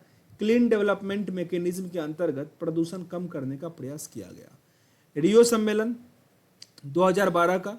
पृथ्वी सम्मेलन का 2 दशक पूरा होने के उपलक्ष्य में राष्ट्र के सतत विकास सम्मेलन सस्टेनेबल डेवलपमेंट, जिसमें द फ्यूचर वी वांट मसौदा तैयार किया गया। हरित व्यवस्था पर बल दिया गया, मीन्स फ्यूचर के जैसा हम लोग चाहेंगे वैसा ही होगा। वर्षा सम्मेलन, ग्रीन क्लाइमेट फंड का स्थापना किया गया। लीमा सम्मेलन, वर्ष 2070 तक ग्रीन हाउस के उत्सर्जन को समाप्त करने के लिए विशेष जो विश्व के देश हैं वो प्रतिबद्ध स्वीकृत किया गया। पेरिस सम्मेलन इंपॉर्टेंट है काफ़ी। COP21 जिसे कहते हैं, ये 2025 में हुआ। कार्बन उत्सर्जन लक्ष्य हेतु कानून को बाध्यकारी संधि पे सिग्नेचर हुआ। याद रखना, ये जो COP20 है ये मीन्स 21वां सम्मेलन था, इसलिए COP21 यहाँ पे 22, 23 ऐसा है, तो 21 COP21 भी लिखा जाएगा। इसका मतलब पेरिस सम्मेलन ही हुआ जिसमें कार्बन उत्सर्जन लक्ष्य हेतु कानूनी रूप से बाध्यकारी संधि किया गया। बाबा इगली संधि, इसी के कारण तो मीन्स इसमें जो डोनाल्ड ट्रंप था मना कर दिया था। बाबा इगली सम्मेलन मोरक्को में है, जिसमें हमारी जलवायु और सतत विकास के लिए माराकेश कार्रवाई की उद्घोषणा हुई। बॉन सम्मेलन जर्मनी का। फिजी मोमेंटम ऑफ इम्प्रियटेंशन प्रस्तुत किया गया। काटोवाइस सम्मेलन पोलैंड में हुआ। पेरिस समझौते के क्रियान्वयन को विस्तृत, मीन्स जो पेरिस सम्मेलन हुआ था COP21। मॉन्ट्रियल सम्मेलन स्पेन में हुआ। जलवायु परिवर्तन से जूझ रहे देशों की मदद की घोषणा और समर्थन की बात की गई। ये था आपका मिसलेनियस। ओके, आपका ये पर्यावरण और इकोसिस्टम कंप्लीट हो गया। इस वीडियो के बाद एक मास्टर वीडियो आएगा जिसमें आपका पूरा लेसन एक वीडियो में दिया रहेगा जो रिवीजन प्रोस्पेक्टिव से इंपॉर्टेंट होता है। तो मिलते हैं नेक्स्ट वीडियो में, तब तक के लिए जय हिंद।